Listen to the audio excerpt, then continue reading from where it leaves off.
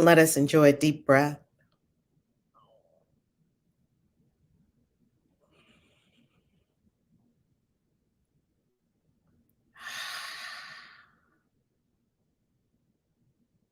Welcome to your new life. Welcome to this day full of miracles, which you deserve as the light of the world, the salvation of the world, and the child of the divine.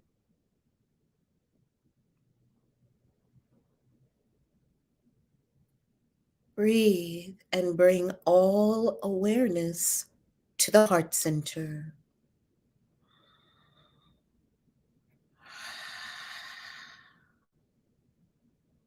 Drawing in that sacred holy breath, in through the nostrils, out through the mouth, with an ah, the sacred sound.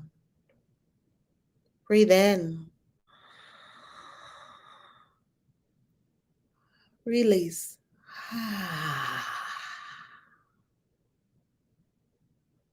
Breathe in. Release. Breathe in. Release. Breathe in. Release. Breathe in. Release. Honoring the law of rhythm, find a rhythmic pattern in your breath.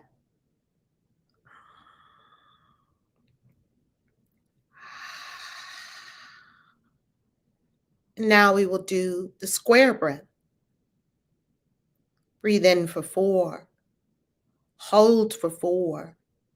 Release for a count of 4. Rest for a count of 4. On the inhale, travel up the left side of the square. On the 4 count hold, travel across the top of the square. On the exhale, travel down the right side of the square. And on the 4 count to pause, travel across the bottom of the square.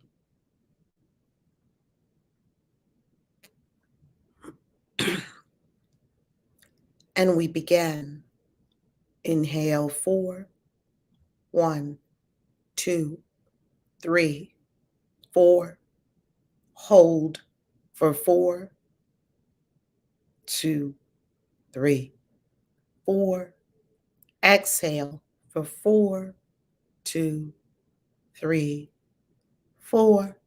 Pause for 4, 2, 3, 4. Again, keeping your own count.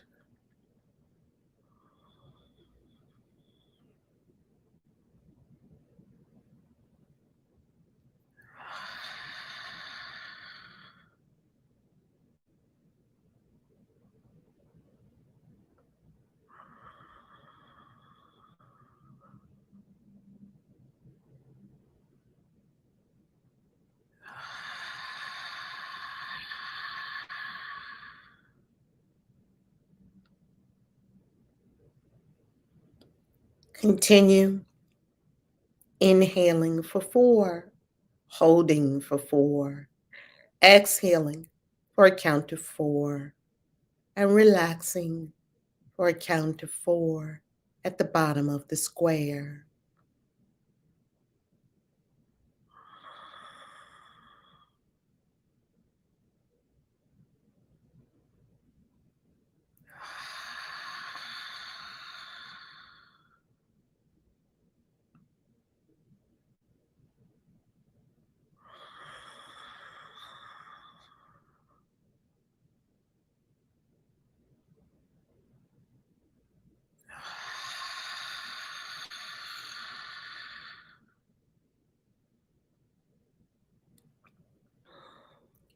Inhale, 1, 2, 3, 4. Hold, 1, 2, 3, 4. Exhale, 1, 2, 3, 4. Pause, 1, 2, 3, 4. This square breath that squares and harmonizes the sacred breath for a firm foundation, ultimate power, sacred geometry. Again, evening the breath, evening the mind. The mind follows the breath. Clear the mind and breathe. In, 1, 2, 3, 4. Hold, 1, 2, 3, 4. Exhale, 1, 2, 3, 4. Pause, 1, 2, 3, 4.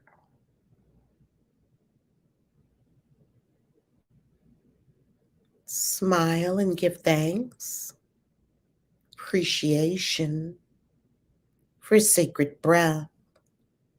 Bless your breath. Bless the lungs. Bless the nervous system, which is being recalibrated, aligned with divine mind. Bless the throat. Bless the nostrils. Bless the heart.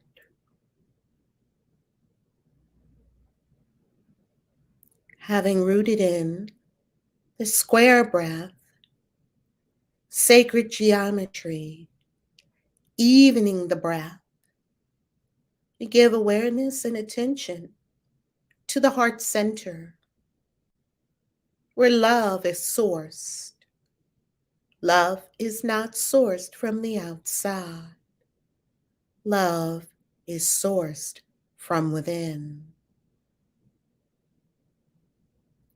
Giving attention, placing conscious awareness in the portal that is the heart. See yourself there before a great portal in the heart. This portal extends to dimensions beyond, including heaven, the realm of angels, ascended masters, ancestors, spirit guides, and more. See yourself enter the portal and commune with your birth angels. One on your left, one on your right, facing you. Let them know you have entered the portal to receive their wise counsel, to harmonize with the higher angelic frequencies, and to be aligned and on purpose, fulfilling destiny while having an avatar or a body on the earth plane. You are keenly and acutely aware of the presence of these angels at all times. As you walk down the street, know that angels go before you, are at your right and left, and behind you. You thank them for their loyal service, whether they were being paid attention to or not. Commune with your birth angels now, breathing completely still, and listen to their wise counsel. What are they saying to you for your life now? Listen.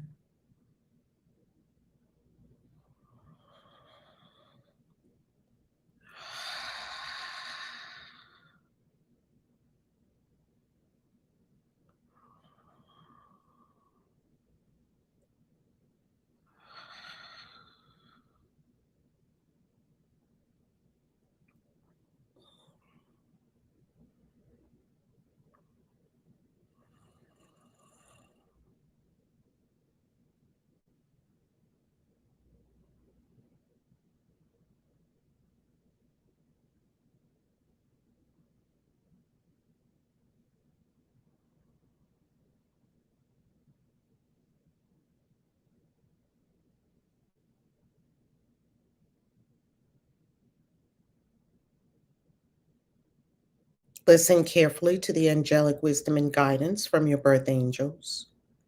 You need not know who they are. Simply listen.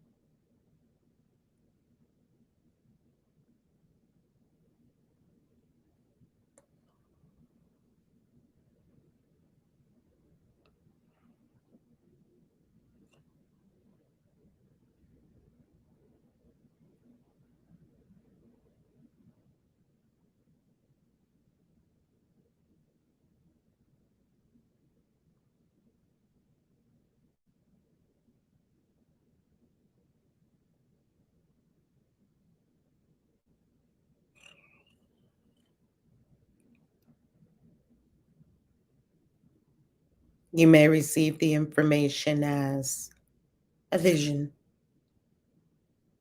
words, a message, a feeling being impressed.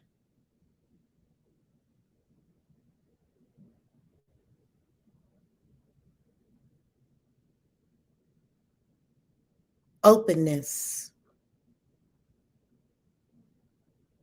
open to angelic wisdom.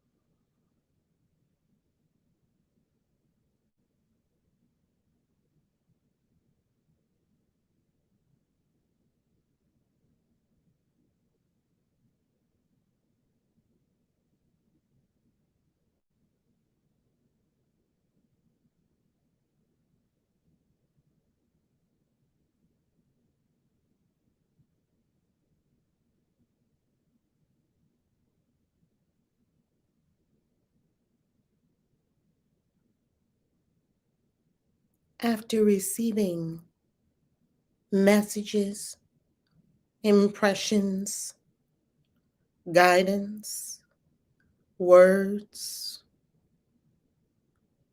epiphanies, revelations from your birth angels, the three of you walk through the portal of the heart to this dimension,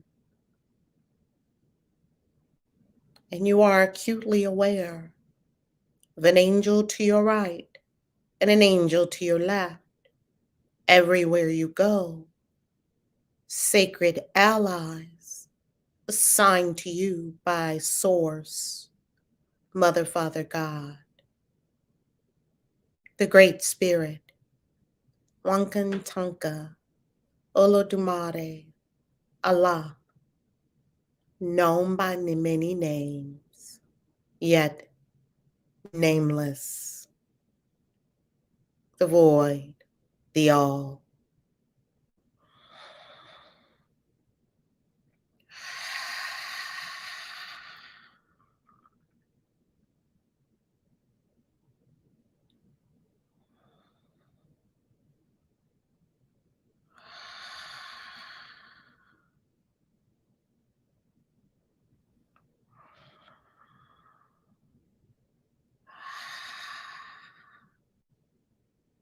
Breathe, open to divine wisdom, still the mind. Create a space of emptiness in the mind and within.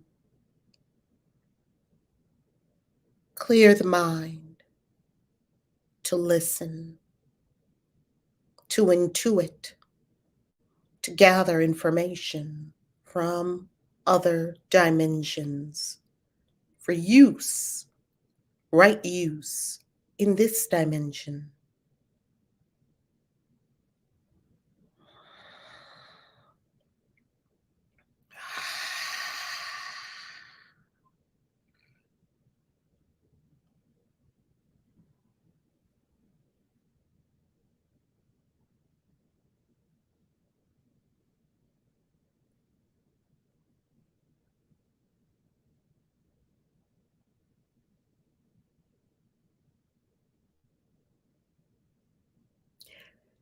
Bless and appreciate the angelic orders. Bless and appreciate your angels, angelic team, part of your overall spirit team. Bless and appreciate the ancestors watching over you, feeding you with pertinent, valuable information. If we are still enough on the inside to tune in, listen, and of course, heed our guidance. Remember, a peaceful mind can receive its guidance.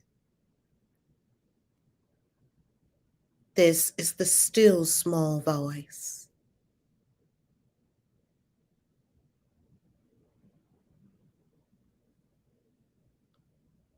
Intuition whispers. We must consciously tune in to the wisdom of the universe encoded in the soul.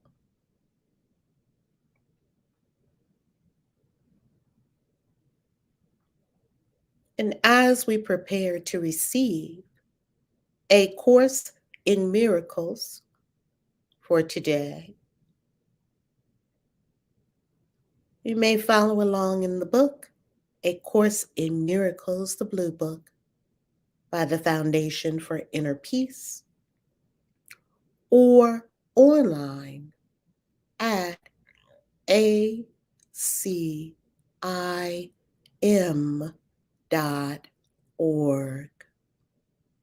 as we welcome miracles in our lives. Breathe.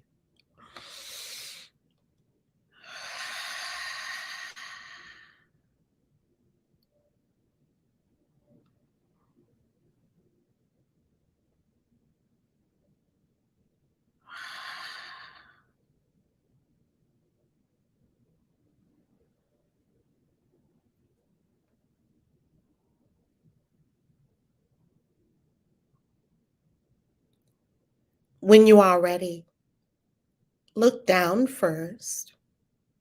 Angels firmly at the left and the right. And open your eyes to engage the third dimension, the dimensionality of form, in which you have an avatar known as the body. You are not a body, you have a body. And the body goes forth to do the bidding of the soul. On the third dimensional plane, remember, you can withdraw your attention from the body and place your consciousness anywhere you desire, at any point in time, and anywhere in this entire universe, as your consciousness is not located, nor is it trapped in a body.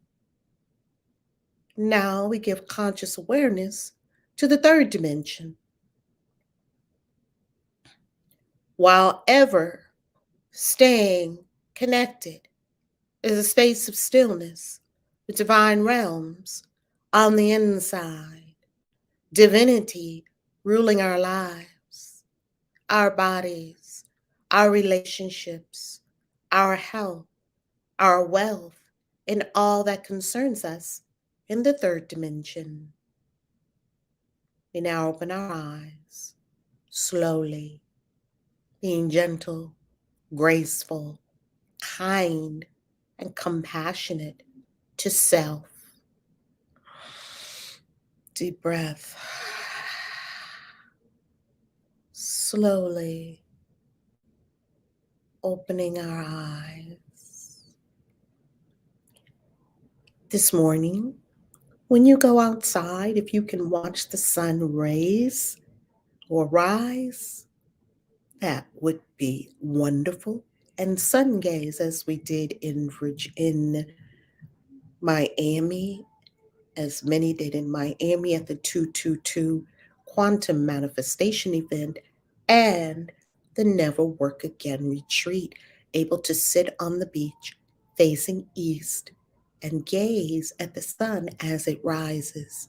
Sun gazing, as we know, promotes incredible energy uptake into the system and corrects and clears.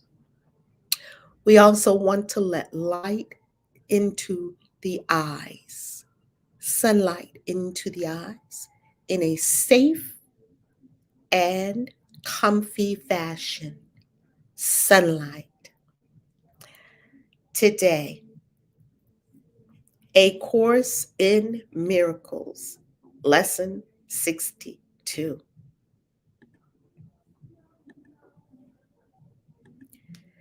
If you hear sound outside, it's because I am in Las Vegas for a Bitcoin conference that starts today.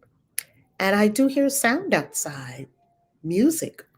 That's Las Vegas for you. Here it is 4:22 a.m. and everyone hasn't gone to sleep yet from last night. So, hey, that's what's happening in this neck of the woods.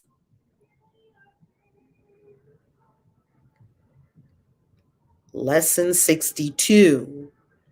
Forgiveness is my function as the light of the world. Let's repeat the idea to self. Forgiveness is my function as the light of the world. It is your forgiveness that will bring the world of darkness to the light.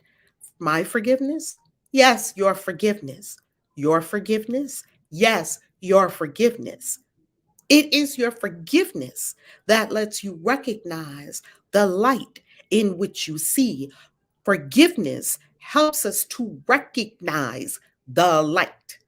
Forgiveness is the demonstration that you are the light of the world. Now, you are the light of the world. We don't always know that we are the light of the world. We may have thought that we were other things, yet after yesterday's exercises and continuously telling ourselves and reminding ourselves of the truth that I am the light of the world and falling asleep with it as a mantra, I'm the light of the world, being that our last exercise period, our exercises were conducted, or our practice periods were conducted, the last one before we went to bed last night. We now know that we are the light of the world, and we know this clearly, more clearly than ever. Well, what is forgiveness doing? It's the demonstration that we are the light of the world. Through your forgiveness, does the truth about yourself return to your memory? When I forgive, when I when I give up my old memories for the present truth, when I give up my old pains, when I give up my old wounds, I can see the light. Therefore, in your forgiveness lies your salvation, not in someone else doing something different, not in the world changing, not in presidents, not in who's doing what in what country, not in Washington, D.C., not in the state capital where you live, not anywhere else is your salvation, not in the food you eat, not in being vegan, not in having the right partner, not in taking excellent care of your health, not in going to the gym every day. None of these has your salvation, not in having enough money and not in making sure that your business pays you this amount and this amount and this amount. None of that is your salvation. We have set up many idols so that we could avoid forgiving. Illusions about yourself and the world are one. That is why all forgiveness is a gift to yourself. All forgiveness is a gift to myself. We look at the world right now and we may think we see war. Can we forgive that thought? No, but I really see war. Really? Well, illusions about self and the world are one. That means I see myself at war, not at peace. And I think that something outside of me is determining my peace. That is not so. Your goal is to find out who you are, having denied your identity by attacking creation and its creator. I attacked creation and its creator with all my insane ideas and beliefs about who I am. Now you are learning how to remember the truth, beloved. We are learning how to remember the truth. Remember the truth. Remember. For this attack must be replaced by forgiveness. No longer will I attack, I forgive.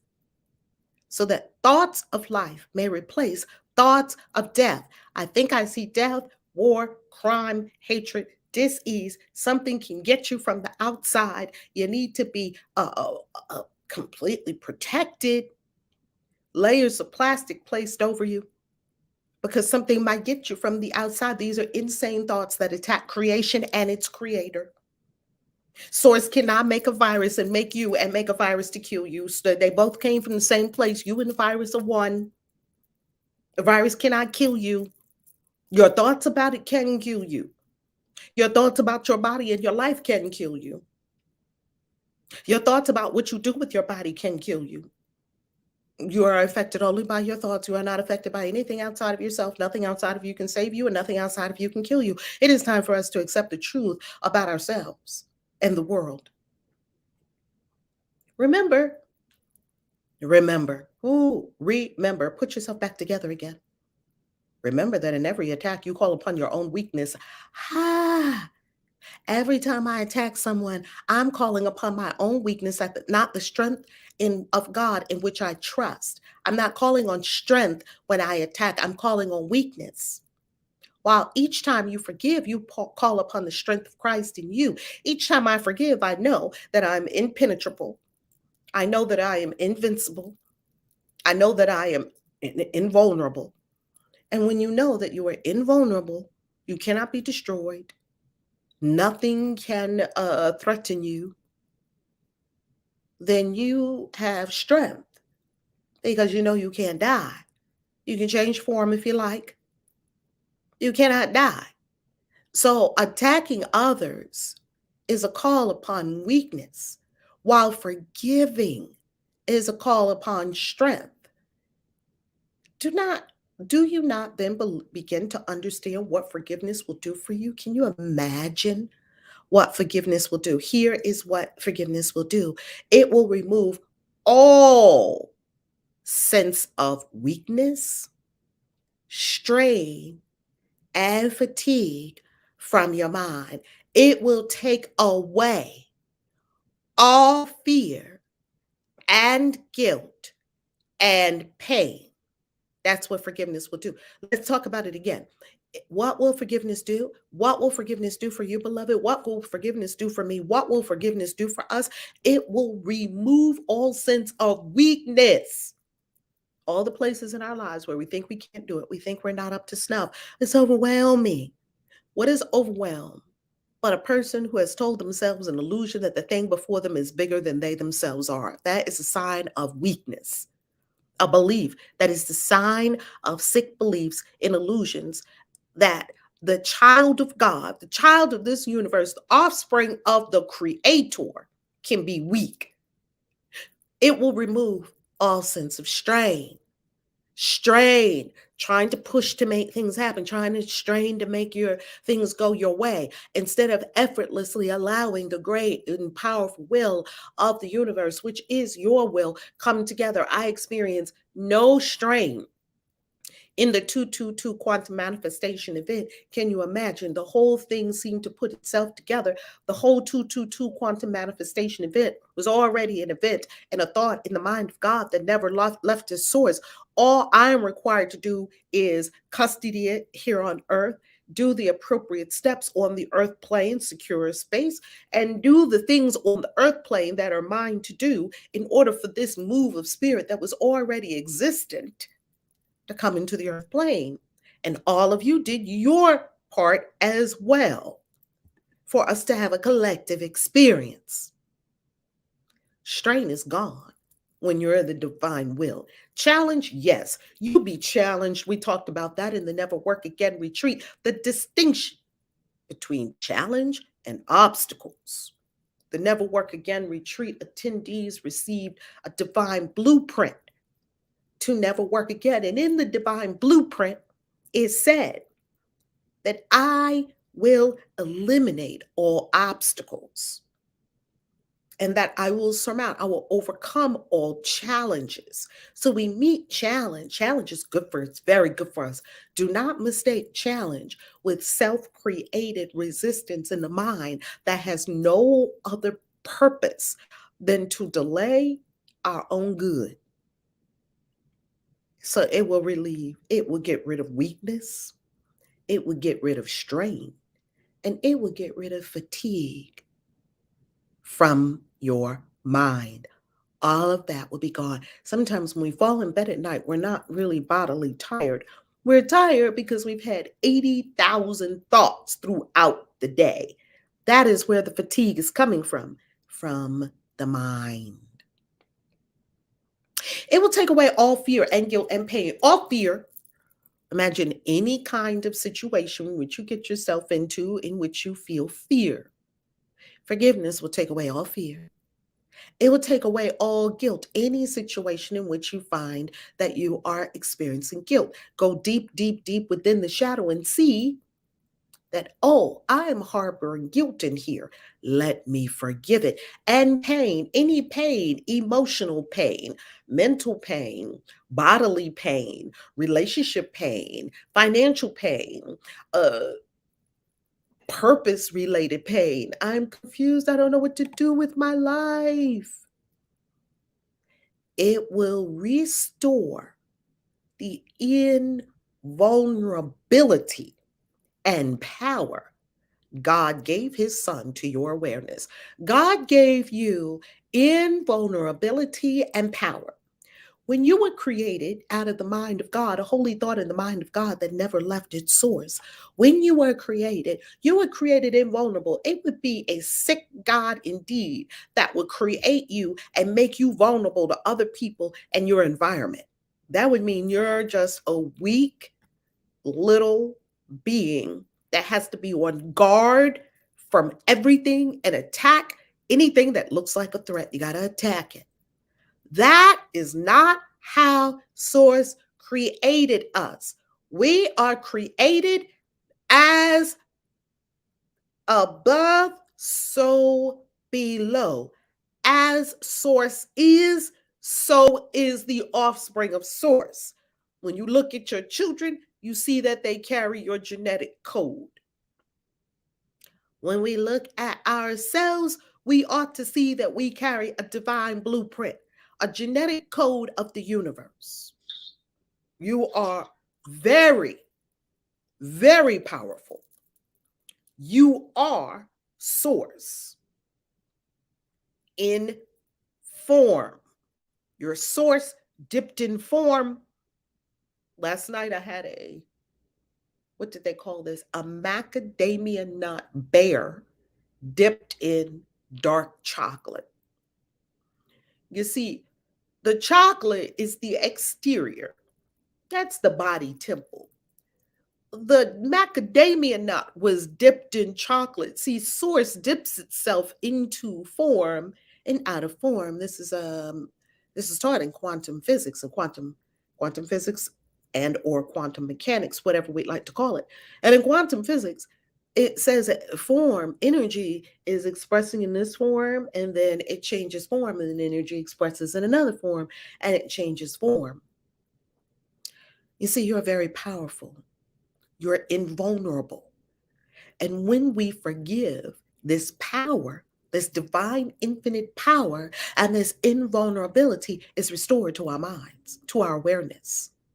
Let us be glad to begin and end this day by practicing today's idea. Be glad because it's going to release you from all the things we describe. From 6 key elements, it's going to release you. And to use it as frequently as possible throughout the day.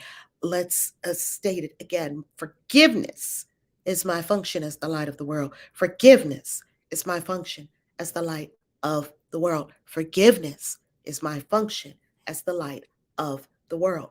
It will help to make the day as happy for you as God wants you to be. God's will for you is perfect happiness.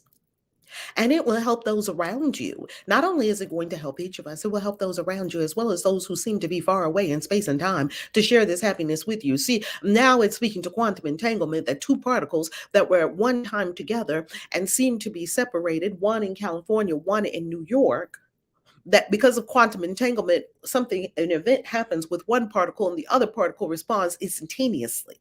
How is this possible when these particles are completely far away from each other? This is the quantum field at work. You see, the 2 particles couldn't be sending messages to each other because that would mean that the message would have to travel from one particle to the other faster than the speed of light. It means that there is something in the quantum field that is causing these 2 particles at the same time to react the same way over and over and over again in scientific experiments, which this is shocking. And yet This has already been told by spiritual texts.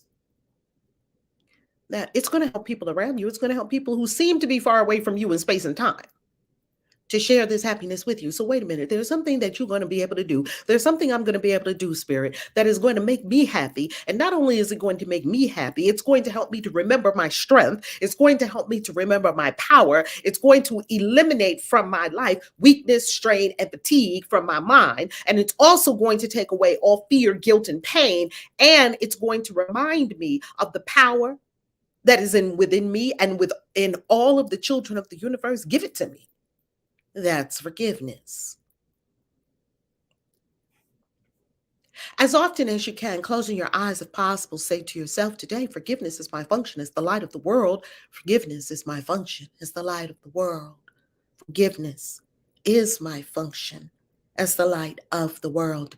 Forgiveness is my function as the light of the world. I would fulfill my function that I may be happy.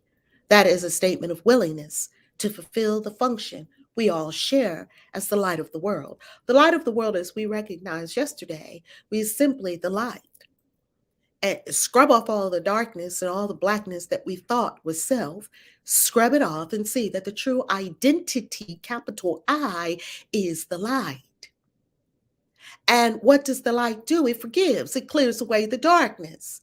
It clears away the drudge and the scum of our own wicked thoughts. Then devote a minute or two to considering your function and the happiness and release it will bring you. If I forgive everything in all my relationships, if I forgive everything in all my upbringing, if I forgive everything in all the quote unquote past, can I imagine the happiness and the release that it will bring? Beloved, as you forgive everyone and everything, forgive it all.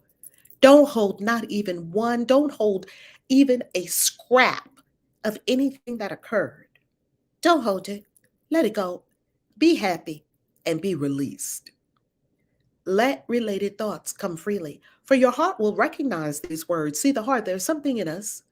Today in our meditation, we went to the heart center and we entered the portal of the heart. And there's this portal that is on the other side, which is heaven.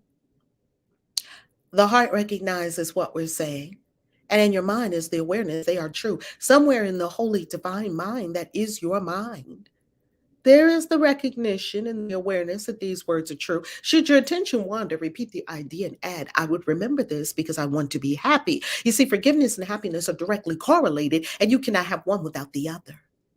We cannot remember all the slights, all the insults, all the things that we think happened to us. Why did they do that to us? Why did I have to bear that? Oh, that was so horrible. Oh, they're treating me bad. Oh, this is not right. That's not right. They should have never said that to me. They lied to me. They stabbed me in the back. They cheated on me. They did this to me. My mama died. My daddy died. I'm just all torn to pieces. Stop it.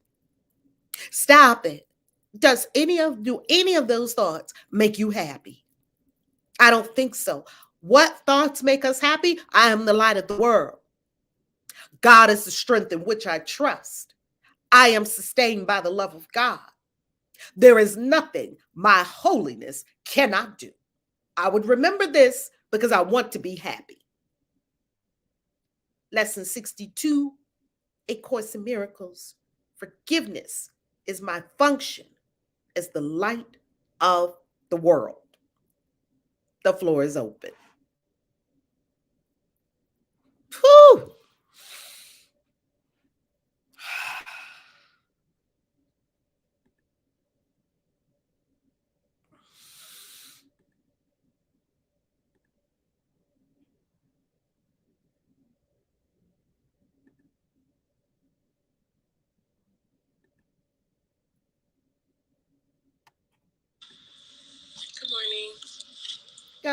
Good morning. How you loving? I'm loving. Forgiveness is my function as the light of the world. That one is challenging. So often I may have thought I forgave someone or something or an experience. However, when I go deeper, I realize that I might not have forgiven it at all. So forgiveness is definitely something that has to be practiced on a daily basis. And it is something that is definitely needed. And it's never for the other person, it's always for me. But it's just something that you have to consciously do in order to make your life better. But to know that it's definitely forgiveness is something that I need to take more seriously and make sure that when I scan my energetic body, make sure that there's nothing in me that I'm holding on to. Because when you don't forgive, it really does more harm to yourself than it does to whatever the situation is. So I love this lesson. It's a great reminder. And it's something that I know is truly needed. And I'm complete. Thank you. And why is forgiveness so challenging? Here is what forgiveness is. Let's remember what is forgiveness. This is from A Course in Miracles, from the workbook for students. Remember, A Course in Miracles, if we're not familiar, has several parts. It has the text, it has the workbook for students, it has the manual for teachers, psychotherapy, and song of prayer in the Course Miracles that we use, which is by the Foundation for Inner Peace at ACIM.org. And it's very important for us to understand what is forgiveness, because we have thought perhaps that it is many different things. Remember, forgiveness recognizes what you thought your brother did to you has not occurred. It does not pardon sins, it makes them real. It sees there was no sin. What does that mean? It means that all the slights, all the insults that we created in our minds, it sees that has not occurred. Okay, so what is sin except a false idea about God's self, about God's son? Forgiveness merely sees its falsity and therefore lets it go. What then is free to take its place is now the will of God. So we don't want to say, no, they really cheated on me. We don't want to say that that did not happen. Yes, perhaps I married this person. Perhaps me and this person said that we were going to be in this sacred relationship and we made these vows to each other that now we're going to be exclusive with each other. And then the person has sex with someone else. I had these experiences, right? Or maybe I was having sex with someone else. Let me not put it on somebody else. And what was going on there, right? What was going on? Because, in order to heal something, you have to experience it on both polarities. In one experience, you're the cheater, and the other experience, you're being cheated upon.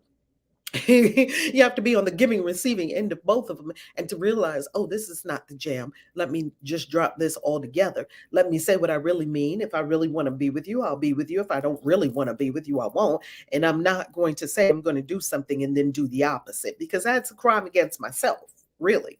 Well, okay, I'm in this situation. The person cheated on me. Oh my God, that's horrible. They said that they were going to love me forever. I'm all scared. Panic comes up in my heart because I thought I had this kind of relationship. And then I find he's over there sticking this one, he's over there sticking that one. And something inside me knew it all along, because I was hearing some rumblings from my spirit, like, and I didn't want to believe it because I wanted to think that everything was perfect. And I had made up this fantasy world about my relationship. And I just wanted to live in my fantasy. I wanted my fantasy. It was such a beautiful fantasy. Except one big problem. It wasn't true. So what is forgiveness? Forgiveness recognizes that what I thought my brother did to me has not occurred. What did I think? I thought he disrespected me. Has that occurred? No, actually, think about this, family. A penis went into a vagina on the other side of town. Please tell me what that had to do with me. That had nothing to do with me. I wasn't even present. I was probably somewhere being happy until I found out some way that penis was on the other side of the world, town or the world or wherever, in someone else's vagina. Why would that inherently make me mad? What inherently is encased in that? That's a problem. It's not a problem.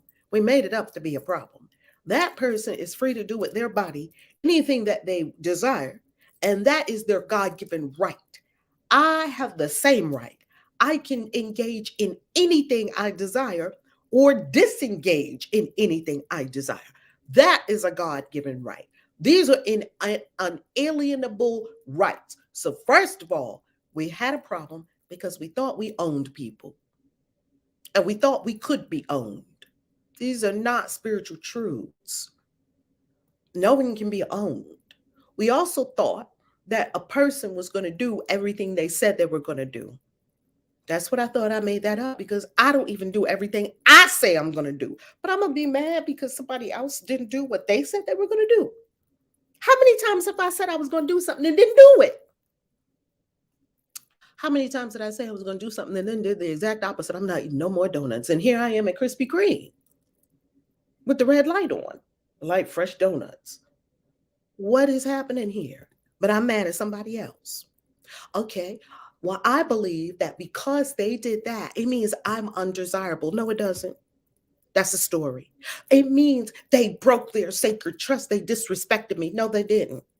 You disrespected you. Let's be grown-ups as spiritual gangsters and masters of ourselves and our lives. It means they don't love me. No, it don't. Because a person can love you and sex somebody else. It doesn't mean that either. You see, if I had to do this, I had to examine everything that was in my mind about this scenario that I found myself in. And then I laughed. I had to laugh because I was like, oh, damn, I get to forgive it all. Now, maybe I'm not still in that relationship. I'm not still in that relationship. Yet I would not just storm out. You cheated on me. I'm divorcing you. I'm leaving you. Oh, what a bunch of bullshit. And it's a big old pile of drama. And we still didn't get the point. The point is, I cheat on me. The point is, I don't honor my word to me. The point is, I said it was important to me to go to yoga 3-4 times a week. And I've got my yoga clothes and I've got my bag and I've got my schedule. And the yoga studio is right down the street. Yet I haven't been to the yoga studio. Maybe I go once this week, none this week, 0 the next week. Oh, yeah, I see the yoga bag sitting right there. Maybe I ought to go to yoga. Go twice, get started again, then don't. What is this other than a foundation that is faulty within myself? That I can't even honor myself. How the fuck you gonna get other people to honor you and you're not even honoring yourself? That's what I had to ask myself. And I found those answers. And then I never had those experiences again. Lo and behold. Like, whoa, wait, maybe the universe is showing me I cheat on me. I don't honor me. I don't value me. I don't respect me. Everything you are saying about the other person, might as well just go ahead and apply it to yourself. That's forgiveness. Coming to the realization, what I thought my brother did has not occurred. What I thought my sister did has not occurred. What I thought they did has not occurred. Now you might say, yeah, but this person attacked me. This person beat me up. That really occurred. Yes.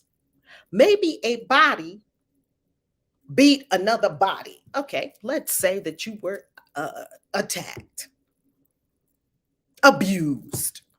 I mean, how many of us have been attacked, abused, molested, raped, beat down, cheated on? Somebody died, somebody left us, abandoned, lied to, betrayed, stabbed in the back. Don't you want to give up all those stories? Are they happy stories? They're not happy stories. Why keep them? Here's forgiveness. Let me wash my mind of all the foolishness. Let me come home to the truth, to the kingdom of heaven within. Let me understand that all the power in my life resides within me. Let me not look for love in all the wrong places unless I just like suffering. I could go within and be in the kingdom of heaven and see that I'm sitting on a fountain of love. I could honor myself and love myself and treasure myself. I could do that in a non-selfish way, in a way that actually appreciates, raises, and value the whole universe. I could conduct myself in such a way that I and only I create my life. I could conduct myself according to the truth and the laws of this universe. I could stop making other people wrong. I could stop making myself wrong. I could forgive everything, everything, everything. I could stop making up stories. I could be real with myself. I can tell myself the truth and I can come home to joy and happiness, because I cannot be happy harboring all these thoughts in my mind about other people. Can we see that you can't be happy like that? You can't be happy. You can't be happy. The ego wants to be right. It wants to say, no, you wronged me. It wants to say, you have to pay. How about let all that go? Let the universe work everything out as it always does, and come home to the sacred self and be in peace and love and joy and bliss, which is available to us at all times. That's what forgiveness is. Letting go of the bullshit story that somehow you're fucked up because of something that happened. You're not fucked up. Get up, move on with your life. You're still God. And yes, the body endured many horrors on this planet. That wasn't the real you. You're not a body. You have a body. It's like somebody kicking your tires, slashing your tires, and you take it personally. Those are tires on a car. The real you is untouchable. The real you is the divine self. The real you cannot even be seen. The real you is unassailable. The real you is invulnerable. The real you is divine. And this you know. Who's next?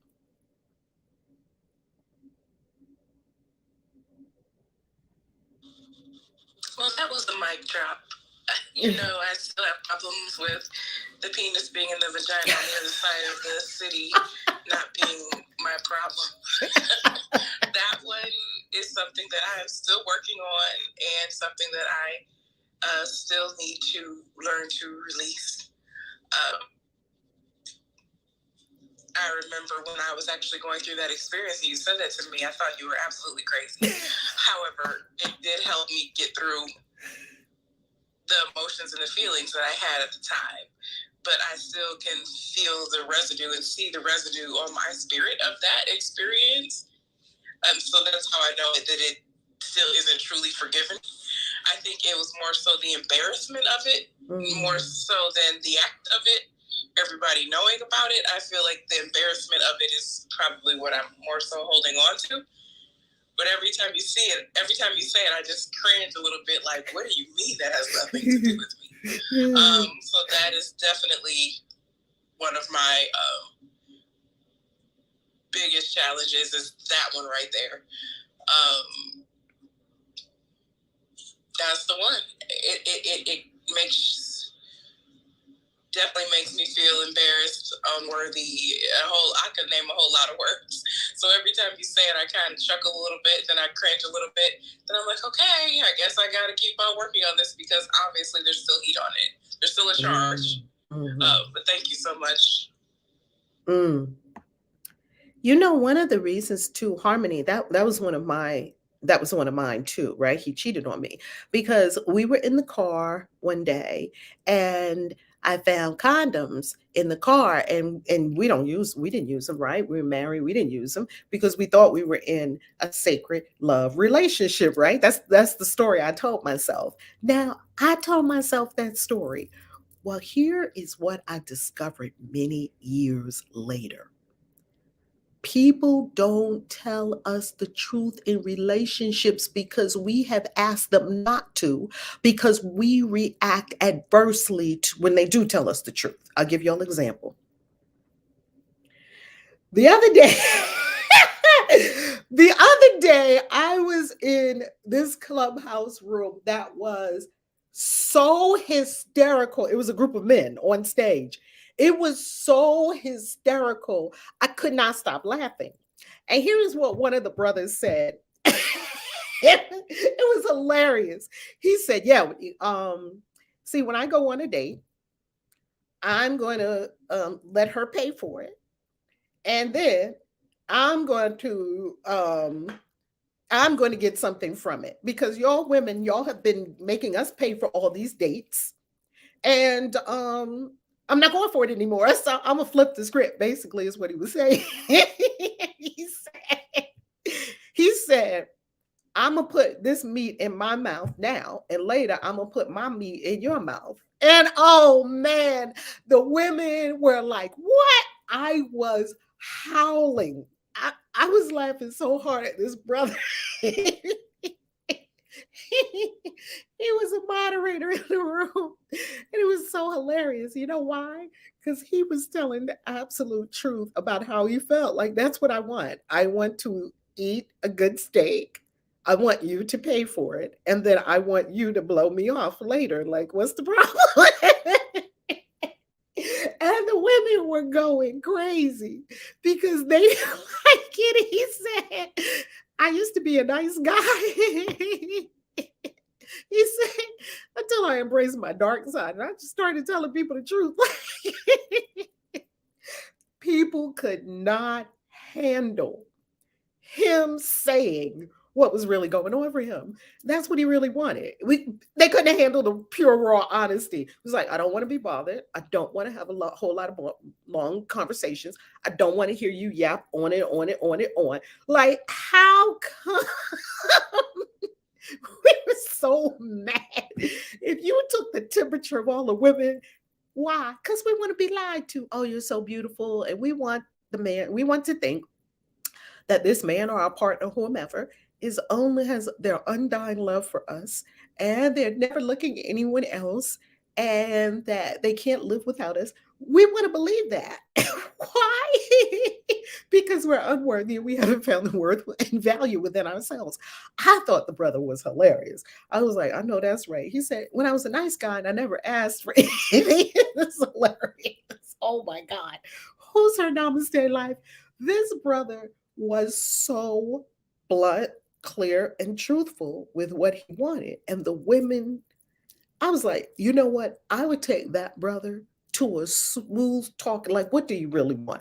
I would take that brother to a smooth talking, I love you forever to the end of the world. I give you anything you want. I give my life for you. And we're in this beautiful fantasy. Oh, yeah, he would give my life for me, his life for me. Oh, he loves me to the end of time. Oh, I'm the only one. And he's over to cross town sexing somebody.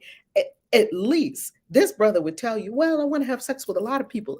I remember someone told me not too long ago, they said, yeah, I met this guy. I said, really? How was it? Because I love listening to all these incredible stories about people's lives. And they said, yeah, he said that he wanted to be poly. I was like, and what did you say? You know, I'm all into the story. Ooh, what's next? This is delicious. She said, I don't know. I wasn't quite ready for that. I said, well, what did he mean by poly? He meant that he wanted to have two girlfriends. I said, was he okay with you having two boyfriends? She said, yeah, surprisingly, he was open to it. Yet he was okay with it, except he had one stipulation. He didn't want like two dudes, him and a dude and her in bed. He would be okay if she had another dude, but somewhere else. He didn't want the dude around him, right? Yet he would be okay. He was asking her, would she be okay if there was her and the other girlfriend together at the same time? That was his only, thing. At least he was honest. At least he said, yeah, I want to have two girlfriends. Oh, but women, we don't want to hear that. Oh, what did you say? Well, I don't know. I considered it. I was like, good for you. Because when we have proven to people that they cannot tell us the truth without us going off, therefore they don't tell the truth. They just go and do whatever they want to do and deny it till the cows come home. Why? Because if they came to us and said, I really want to have sex with this person and that person, other, we would deem it completely unacceptable. We would, what? This is not good enough for you. We'll make up a whole story about ourselves. I'm not good enough. Where is she? What does she look like? That's what I want to know. Well, where is she? And I went through all these different emotions. Oh, panic. And then my relationship, it's the truth that your relationship is not what you thought it was. Okay. So come out the fantasy world, Valerie. Okay, now that I'm busted out of my little childish fantasy, now I see that I've lied to myself. I've cheated on myself. Well, this has nothing to do with anybody else. Maybe I ought to get my own mind and my own vibration aligned with love. And then, or maybe all the stories that I told myself about it happening, that I need to see the other person. She better than me. Does she look better than me? And she's sexing him better than me. These are all the thoughts going through my mind. Crazy thoughts. I'm cracking up at all the crazy thoughts I had behind that thing. And do any of these thoughts make you happy? How about forgive? How about let it all go? These were not happy thoughts that I was thinking. I'm just laughing too because I promise you, you saved that woman's life. I promise you, you saved her whole life. I never forget talking to you, and then I, like the first day, oh yeah, I went over there with the AK-47. I don't even like guns, don't know how to shoot it, don't know what I was doing, don't know what's the safety on, I don't know anything, but I know I was upset and I was after her. And the next day it was like, oh, I told you, I'm like, yeah, you know, I was just driving down the street and I saw her, so I tried to run her over with my car. She jumped in the ditch. And if you had not have told me in that moment, beloved, what's that penis and that vagina have to do with you? And when you said put my face on her face, that is what really got me. And that is what made me stop trying to kill her, quite honestly. That right there is what brought me back to center and grounded me back here on this third dimension, because I was somewhere else. Like, I promise you, I had a nervous breakdown. And it's easy to do when we forget who we are. Ooh. And I completely lost sight of who I was because I was so caught up in the story. You know, I gotta laugh at you. I'm listening to this conversation, not because I'm older. I don't care who they fuck, or who fucks them. It ain't got nothing to do with me. You know, I forgive everybody because I don't live in a monogamous life. Nothing about me is monogamous. My friends are my friends, and that's it, and that's all. And I don't care where you are. You know, I used to tell myself I make the perfect hustler's wife because I ain't got to see him but once a month. As long as he takes care of me, I'm good. I can care less. I can live in a polygamous relationship as long as I am taken care of. When I say I need the dick, I want to see the dick. Okay. I don't want to have to say, oh, can you put me in your schedule? Hell no. Come get me now. Or I might find somebody else to get. You know, it's crazy to hold yourself hostage in these monogamous relationships, especially when you find out that they have a whole nother I come from a family of men who had outside women, and we didn't find out until they were dead. And all of a sudden, this family shows up, and now we got sisters and brothers. I have 13 brothers and sisters. I had 13 brothers and sisters by 5 different women and 2 different men, and we love each other. The women now get along with each other, although a lot of them are dead, but they got along with that. They knew who they were, and they somehow maintained. I can't hold myself hostage or anybody else hostage or feel guilty about being pleased by somebody outside of who they think they are. You know what I'm saying? It's not that important for me to worry about him and his outside relationships. I need to keep the focus on me. And if I'm happy with whatever's going on, then that's a good thing. But I ain't going to try to kill the other woman who sees my man as being attractive, because guess what? He is.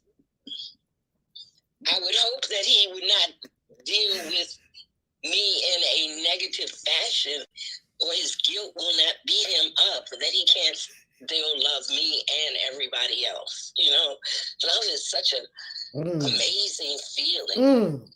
But it doesn't feel good when you're holding people hostage to your idea of a perfect relationship. Relationships have things to sort out. Conversations.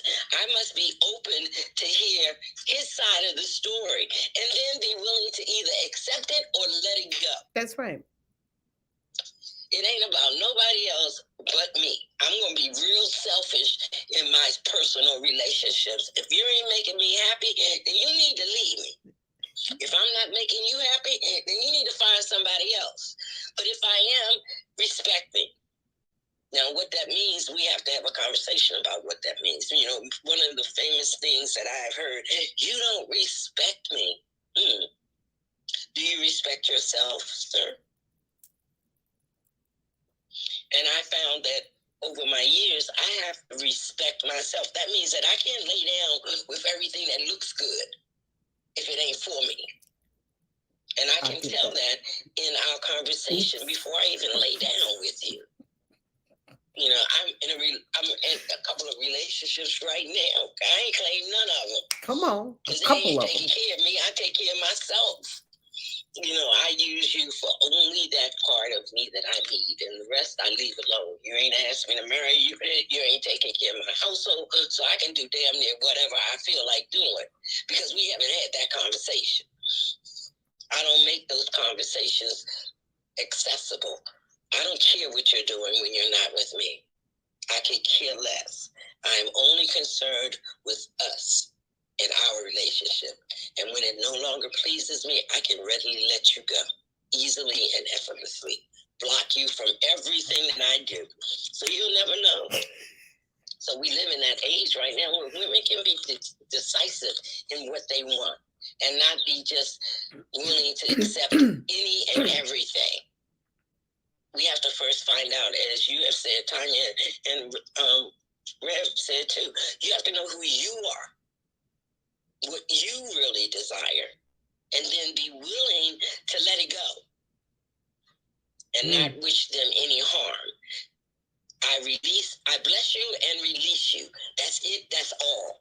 And I can do that easily and effortlessly because I've done it many times before. And I just think it's crazy. And that brother who was talking about what he wants, that's what most men want.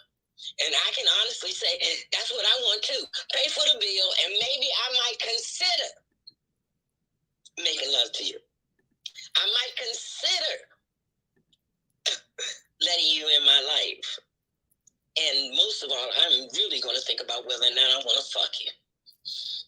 And whether I want to love on you. As you should be loving on me. You know, you have to, forgiveness has to be the first thing in your heart. Because how do you forgive yourself? If you can't forgive yourself for being that person that you think you are, then how can you forgive anybody else? So you have to think about forgiving you. When was the last time you cheated on yourself? What did you end up doing to yourself in spite of what you think you should have done? You know, when were you just willing to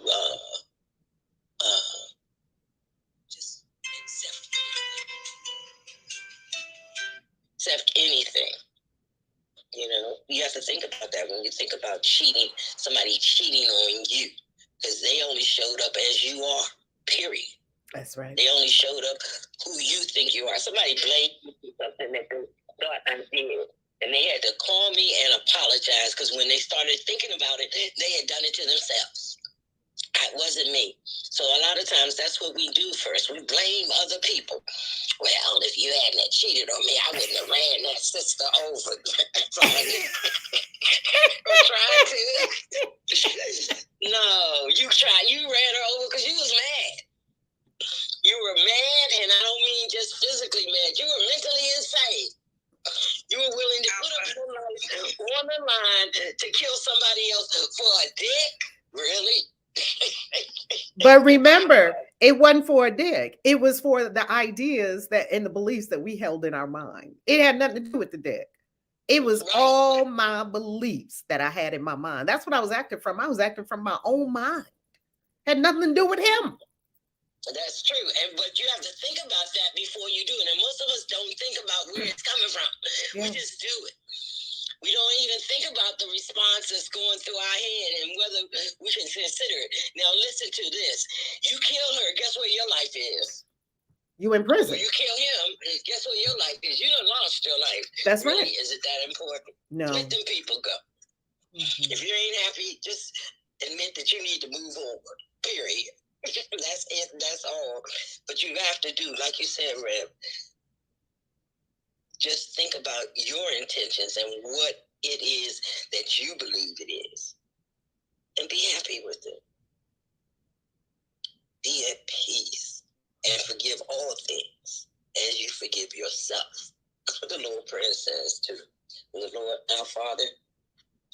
Before you move, think deep for what you're going to give up and what you're fighting for. And is that belief system still useful to you? And if it's not, let it go. And you know, Rev, I use Ayana's forgiveness book every year to go through what it is that I have not forgiven or what I blame people for. And it's a good series to do in forgiveness. Because there's a lot of stuff that shows up as we go through life that we never, ever forgave. And we always think it's that event that makes us know. And it's not that event, it's how we felt before, as you used to say, Reverend Val. When was the first time you felt like this? Really? Yeah, you have to go back that deep. When was the first time you felt like this? So anyway, I'm just listening and laughing. I'm going to be quiet now, and I'm going to listen to the rest of you. I think I need to know that mail room that you were in, Reverend. I'm going to give you that. I think it's called Black Brotherhood. I'm going to give you the name of it because that room is so good, and those brothers break it down so clearly. I don't see how anyone can be confused. And that's what we need. We need I love it. Brothers are actually thinking, saying, and wanting to be honest with us. You can't start a relationship on not being honest and trustworthiness. Tell them what you like. Tell them what you need. Tell them what you need to make your life better, and then see what happens. So you said it's the Black men's room, Reverend? I'm gonna find the name of it right now because I'm looking through all my clubs that I'm a member of. Because after I was in that room, they actually invited me to be a member of the club. I was very honored. I said, "Yes, I will jump in this men's club and listen to this delicious conversation." Absolutely. You know, this is helping my work on the planet. I'm here to effect transformation. And this room is giving me some valuable information right here. I'm going to find it and I'll tell everyone the name of it. Thank you very much. I am complete. You know, family, here's the deal. Rosa may not have an issue with, I don't see the name of it. I think it's called, let me go somewhere else.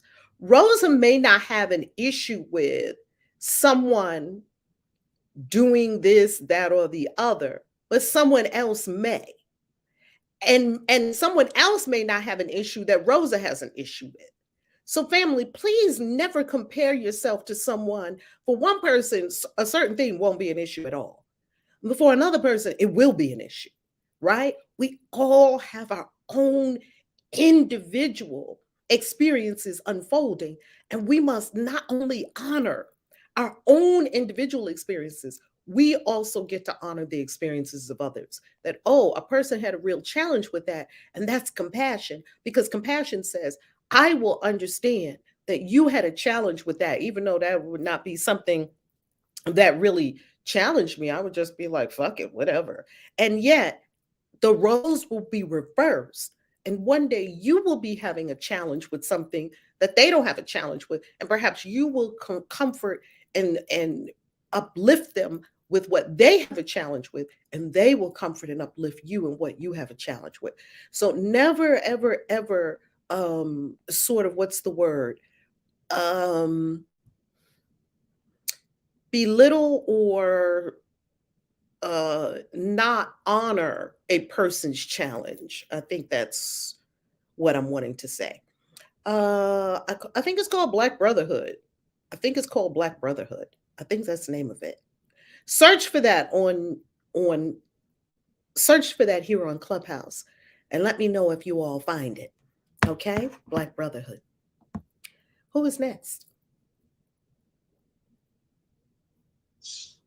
Good morning. Good morning. Was a Princess next or was Alina next? Who's next? Morning. Good morning. Honor our order. I see. Princess is before me. Yeah. Oh, Princess was next. Okay, excellent. Go ahead, Princess. Come on. I am a crack laughing. You guys' conversation. I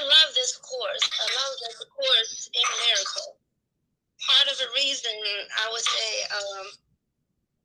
normally I learn something like a class. I like to review what we're gonna learn next.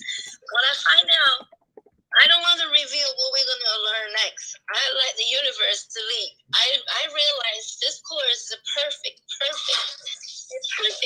for me. I was in a so peaceful, enjoying the life. I'm still in Miami. Well, not Miami, in Florida, So I'm in the peaceful, on the cloud, and planning the future, and making action plan. And suddenly this morning, we talk about forgiveness. It take me back. And I realized, okay, a few things. Wow, I haven't think about it. I haven't think about talk about forgiveness. Suddenly I feel like, okay, a few person I haven't really forgive. And I was listening, you guys are sharing, right? At the same time, I say, I am the light of the world. So I'm telling myself, I am the light of the world. And I realized I'm so peaceful. I'm so happy. And right now I have to think about how to forgive. What happened at that moment? What should I do if I forgive? Did I really forgive? Or should I go back and talk to her? Blah, blah, blah, blah, blah, blah. My mind started chatting. And you know what? I said, let's practice what we learned, right? So I come out game plan because I was listening you guys' conversation. I can't really focus. I said, you know what? Come out a game plan. And game plan is I will tell myself I am the light of the world. Second, forgiving myself. I'm going to meditate whatever the situation, whatever my mind, create the situation happen. It doesn't matter when I was whatever, 9 or what happened. So the next step is let the spirit tell me what to do next. Because this journey, I've been say yes. Every thought I had with God and the spirit tell me something, I do it. I have a peaceful life right now. Mm-hmm. So this is my game plan. First, I am light of a God. Second, forgive myself.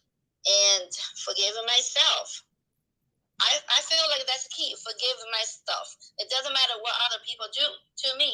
I'm going to forgive myself because at that moment, back to whatever, 9, and it must be something in my thoughts, unworthiness, whatever happened, then make other people, the situation happen. And third, light, spirit, lead me what to do next.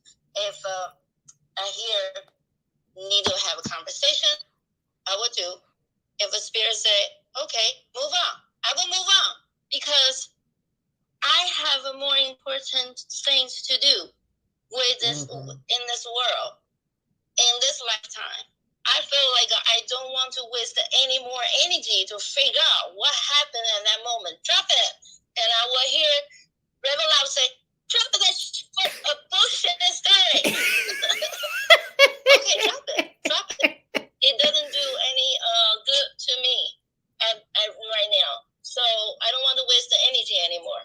So I'm complete. I love it. I love it.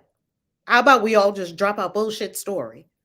They promised their undying love to me. Come on. Did you promise your undying love to you? That's why you needed it from someone else. Can we really be honest? The only reason you needed to hear that from someone else is because you wasn't doing it for yourself. Because if you're doing it for yourself, you don't care what people promise you or don't promise you. Family, it all comes back to self. There's no way around it. There's no way around it. Wow. So it is the Black Brotherhood. Don't go in that room if you have your feelings on your sleeve.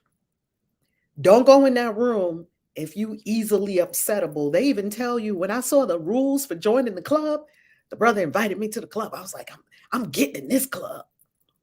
And it said the rules. Now we talk real talk in this room, in these rooms, in this club.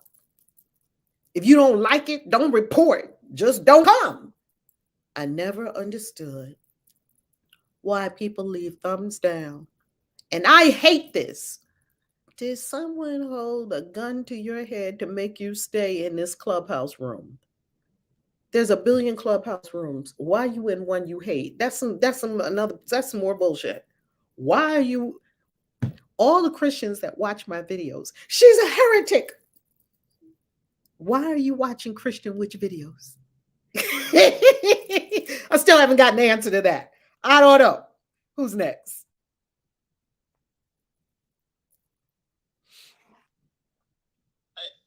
Great rising, great rising. Good morning and grand rising. I used to, I watched you for a long time, but then you switched over and started saying Christian Rich. I just kept on watching. At first, I was stunned. I was like, huh? What? Then I was like, oh, okay. Well, maybe I resonate with that. So maybe maybe they keep watching it because a part of them, I can't speak for them, but maybe that's what it could be. So I'm not sure though. But I came up today. I really like this lesson. It's a beautiful lesson. Function as the light. I've been using that. My holiness blesses you internally a lot. You know, when I'm in difficult situations. So that really has helped me. And then what really has been calming me about not working at this time. Well, I am working, but not going to a job has been when you start saying, I'm sustained by the love of God. So anytime I feel like I'm going into I'm sustained by the love of God, that really helps me a lot. But about the forgiveness, it really lets me know that as I'm seeing, so as I am forgiven by Source, that's how I need to be as well with others. And so as I begin to see myself and other people, it has really changed my mind. Like I had a lot of stuff going on in my mind. I had a lot of stories going on that I was telling myself. You're getting it. I was just so upset about a lot of stuff. And then I just, I just started chilling out. Like when people tell me stuff, I was like, okay, that's interesting. And then I had one of my friends, she's close to me, she called me back, she said, hey, did you start smoking weed? I was like, no. I'm not against it, but no. Because she said, you just be so chill about stuff. But I just been calming down about so many different things. It's just, and so I'm able to hear my children, what they're saying, my daughter. I mean, I haven't talked to my sons yet, but I would like to talk to them again. So I'm going to probably go out there to see them soon. But just hearing what she has to say, I can just really just sit and listen and be calm without any defensiveness. So, and it really just helps a lot. And I'm just, but as you let shit go, just let shit go. I'm seeing that all this shit I was making up in my mind, you don't know how stuff gonna happen. You don't know what's gonna happen, where stuff is gonna come from. That's how, I'm gonna be put out. This is gonna happen. I had somebody call me, and they was like, okay, the IRS. You think you owe the IRS? And I was like, yeah, owe the IRS all this money, what I gotta do. And then I put my job on top. But I was telling all these stories, and I said, wait a minute. The guy name is Rob. So that's a powerful name. And he said, calm down. He said, help is here. He said, let's go through this, sis. Let's go through this. And then I end up not having this big bill that I thought I was going to have. It was much. I started saying, I'm sustained by the love of God. And then I just started forgiving people that I thought I needed to forgive. And not only did I feel like a weight was lifted off of me, I shed some tears. It came back, not the way I thought it was. So then there was a little bit left, so I took that and I paid my bills with it. And I was like, I didn't know where it was going to come from. I was like, oh my goodness, the place where I thought I was going to be penalized is where it came from. So I just never know where stuff is coming from. So it's like I'm on a roller coaster, but I'm willing to stay on this roller coaster. I'm just going to ride the shit out. And you just never know what's going to happen. I'm sustained by the love of God. That was the best thing, best lesson that I ever learned. And the forgiveness lesson, wow, this is so powerful. Because as I'm forgiving people, then maybe people have such a hard time forgiving me because I was holding on to shit with these damn stories. My mother did this, my father did this person did this and that. I had all these stories, man. It was just, it was keeping me up sometimes, with these damn stories. Even when I had to get something done here in my apartment, oh my God, they don't care about the apartment. I was like, wait, just calm down. So then I just state what I want, and then I just be a lot calmer about stuff. Like everybody's not attacking me. Seemed like I was attacking me more than anybody else was attacking me. So that's all I wanted to share, and I appreciate you. I'm here every day, even though I don't come up every day. I'm still here, and this is me showing up as my commitment. Shit, if you can show up no matter where you are, I know I can show up. I just know I can. So, all right, thank you so much. I appreciate you. That is beautiful, Alina. Alina, I love you so much. I am so happy I got to see your bad afro and hug your neck. Oh my God, at the 222. Oh, Alina had this big old hair fro going on. I said, go ahead, soul sister number one. I love it. I got my life on Rappers Delight shoot. Oh, child. Didn't we get in there? Didn't we get in there with do the harder, jump on it. Yes. I said, how did a spiritual event turn into a full-blown party right in the middle of a party erupted? Yes, and I'm not responsible. It wasn't me. It's Ascension today. Ascension is tonight, beloved. Yes, y'all are going to get a text. Ascension classes tonight, and it's a doozy. OMG. Okay. Tonight at 9 p.m. Eastern Time. Ascension. Yes, it is. If you're not in Ascension, you don't know what Ascension is. What's happening with you and with your life? Because Ascension is an incredible membership for people who love spirituality, destiny, and wealth. I'm not okay. I am with Billy Carson. Woke don't mean broke. When you awaken, you're not supposed to cast off all the money unless you're just going to be a monk, and you're going to live in a monastery, and you're going to, in that case, or you're going to be a mystic and you're going to live in nature. In that case, yes, cast off all money. If you are going to interact in the world, then I'm not sure about these people who are casting off money. It would be better for you to go another direction, to master your mind with regard to money. As one of my favorite things to talk about is money magic. And that's what we do in Ascension. Ascension is part of the mystery school. So when you go to ValerieLove.com, you click on Ascension, and it will take you to the page that shows you Ascension. And for about $5 a day, Monday through Friday, you'll be off on the weekend, you would get your whole life. Now, family, I got to tell you something. Do not come in Ascension if you're a crybaby. Do not come in Ascension if you are not grown. Do not come in Ascension if you don't want to initiate your own wealth and spirituality. Do not come in Ascension if you don't like to do the work. Don't do it. Don't do it. It's not for you. It's not for you. There was a man who left his town where he was, and he came upon this other town. And he said to the gatekeeper was there, and the gatekeeper kind of talked to people as they were coming and going in the town to see where everyone was. And the gatekeeper was there, and people were listening around. They were hearing the gatekeeper. And the gatekeeper said to this man, the man said, "Hey, let me into this. How is this town?" The gatekeeper said, "Well, how is the town that you're coming from?" He said, "Oh, it's horrible. It's terrible. People were lying on me. That's why I left.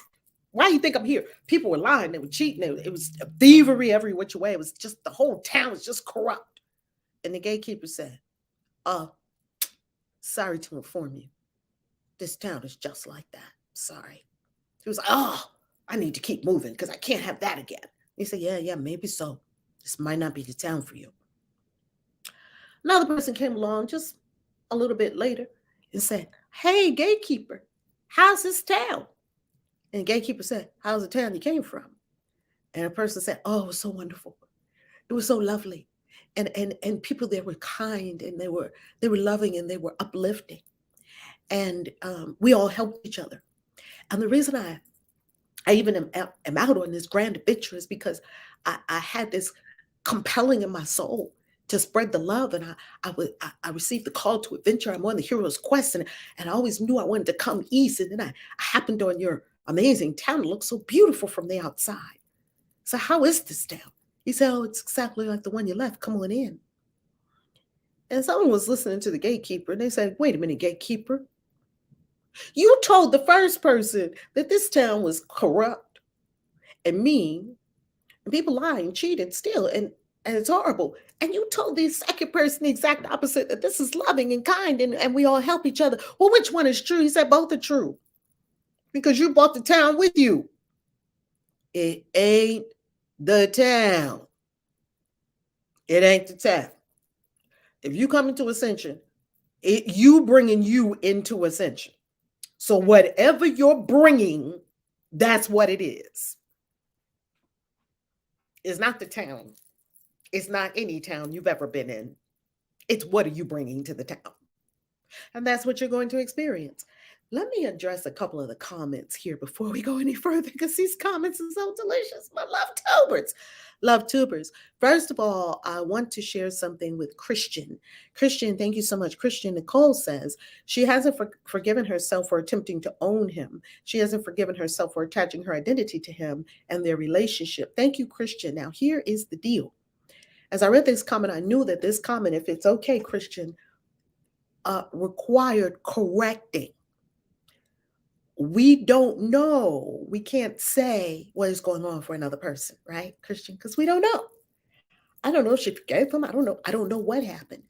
What we do know is that we can project our own shit on other people, and that is not what we do.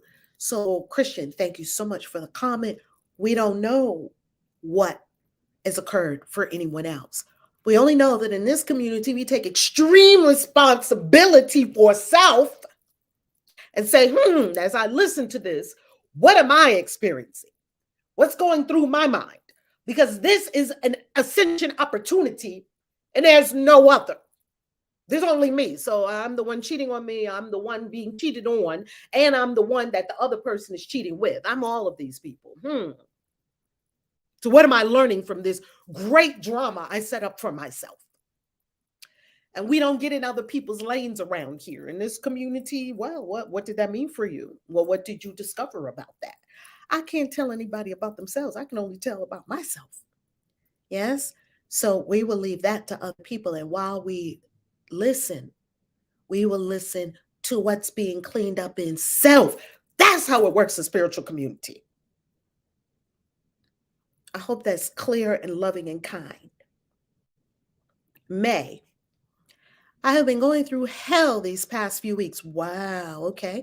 I'm in a situation where I'm going to a Christian church as a requirement, and I cry so hard. May, I got the answer for this. As soon as I read this comment, the answer came straight to me. And May continues to say, these people are chastising me, calling me a witch, and I have to learn how to be forgiven. Here's what I would do, May. Now we know that there is much magic in the Bible and astrology and mythology, and there's mysticism, and there's numerology, and there's all of this in the Bible. I would be doing if the people that I were with, this was the first thing that came to me. There's many layers of this, May. There's many, many, many layers of this. This was the first thing that came to me. And I'm going with the first intuitive experience.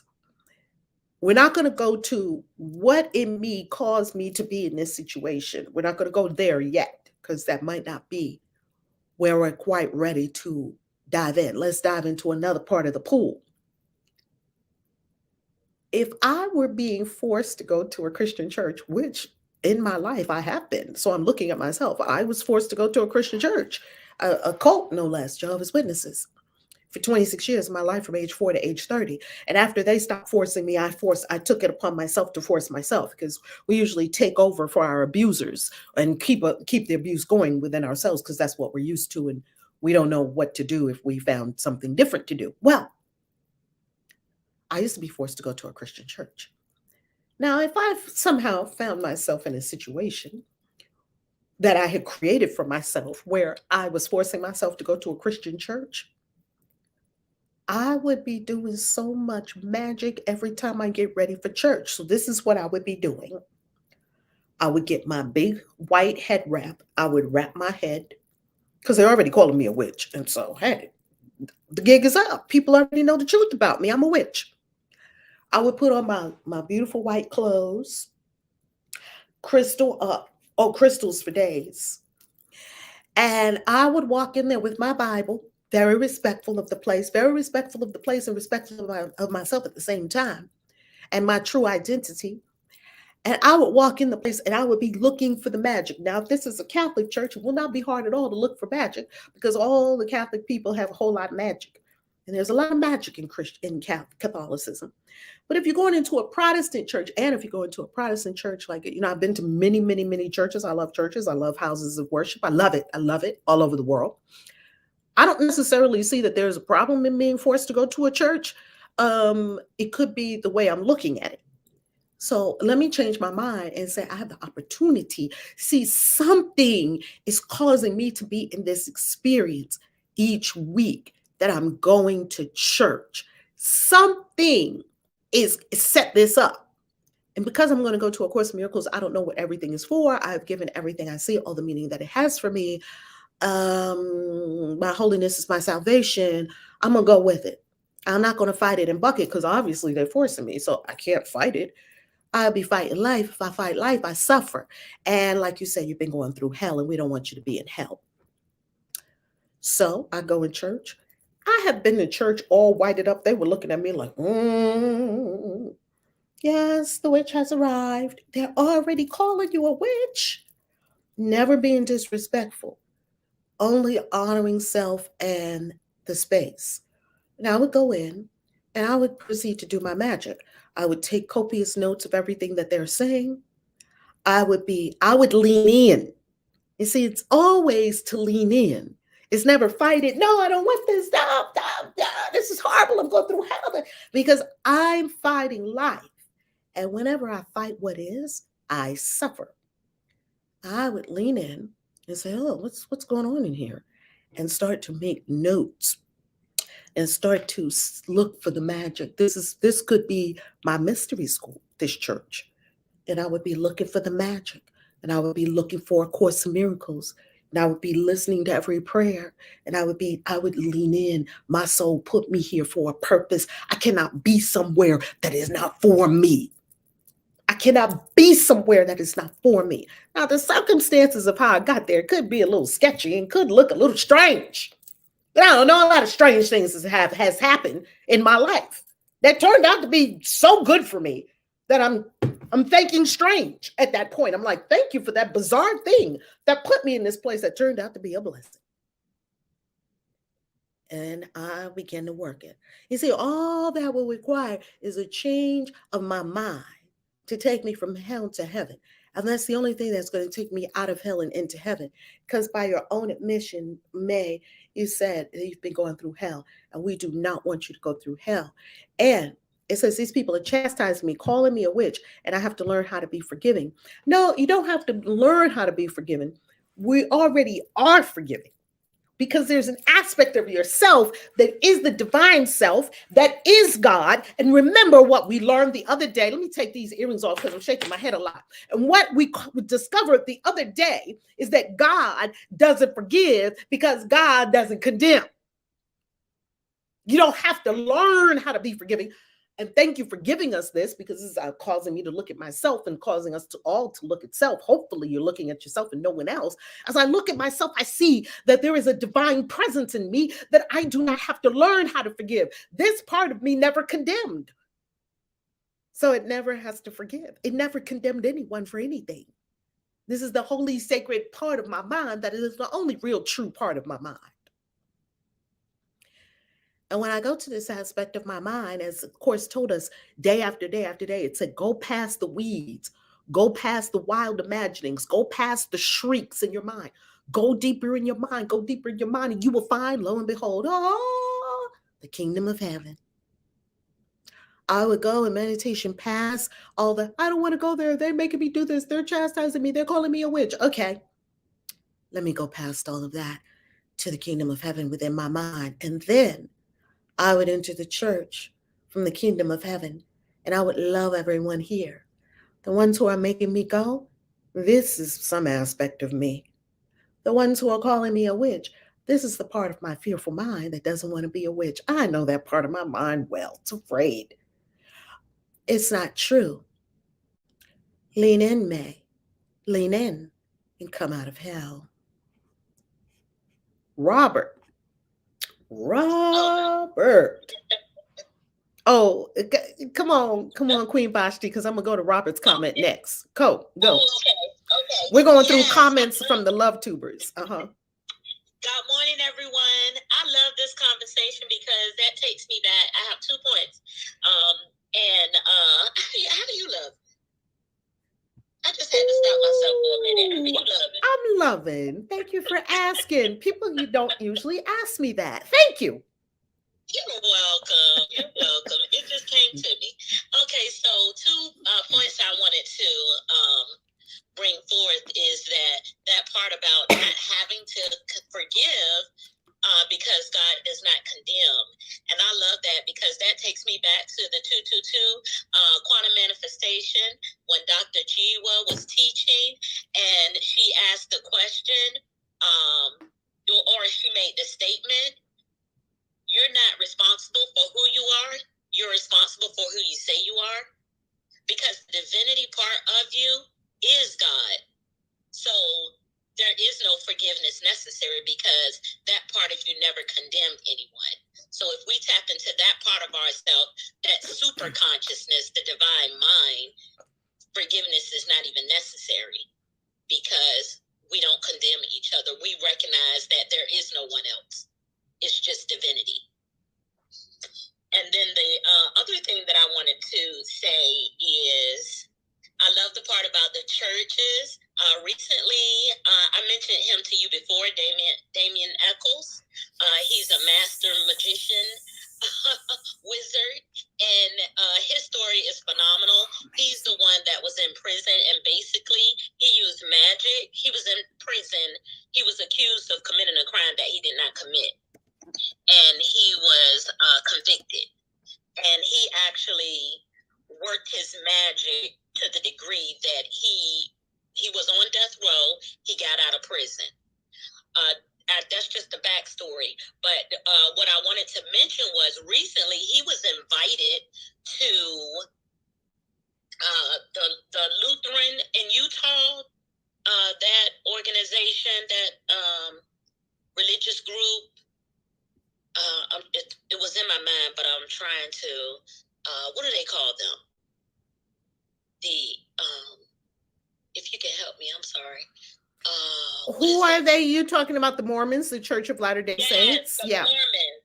He was invited to a conference, and he's a witch now. His story is out there. They know they invited him because they wanted him to, share his story, and he was there along with other, prestigious people of that community.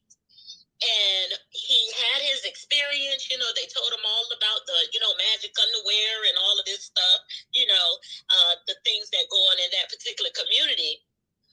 He is actually thinking of becoming a Mormon so that he can dive in deeper. Just like you were saying, don't run from it, move closer, because he recognizes the magic. And that community is full of magic.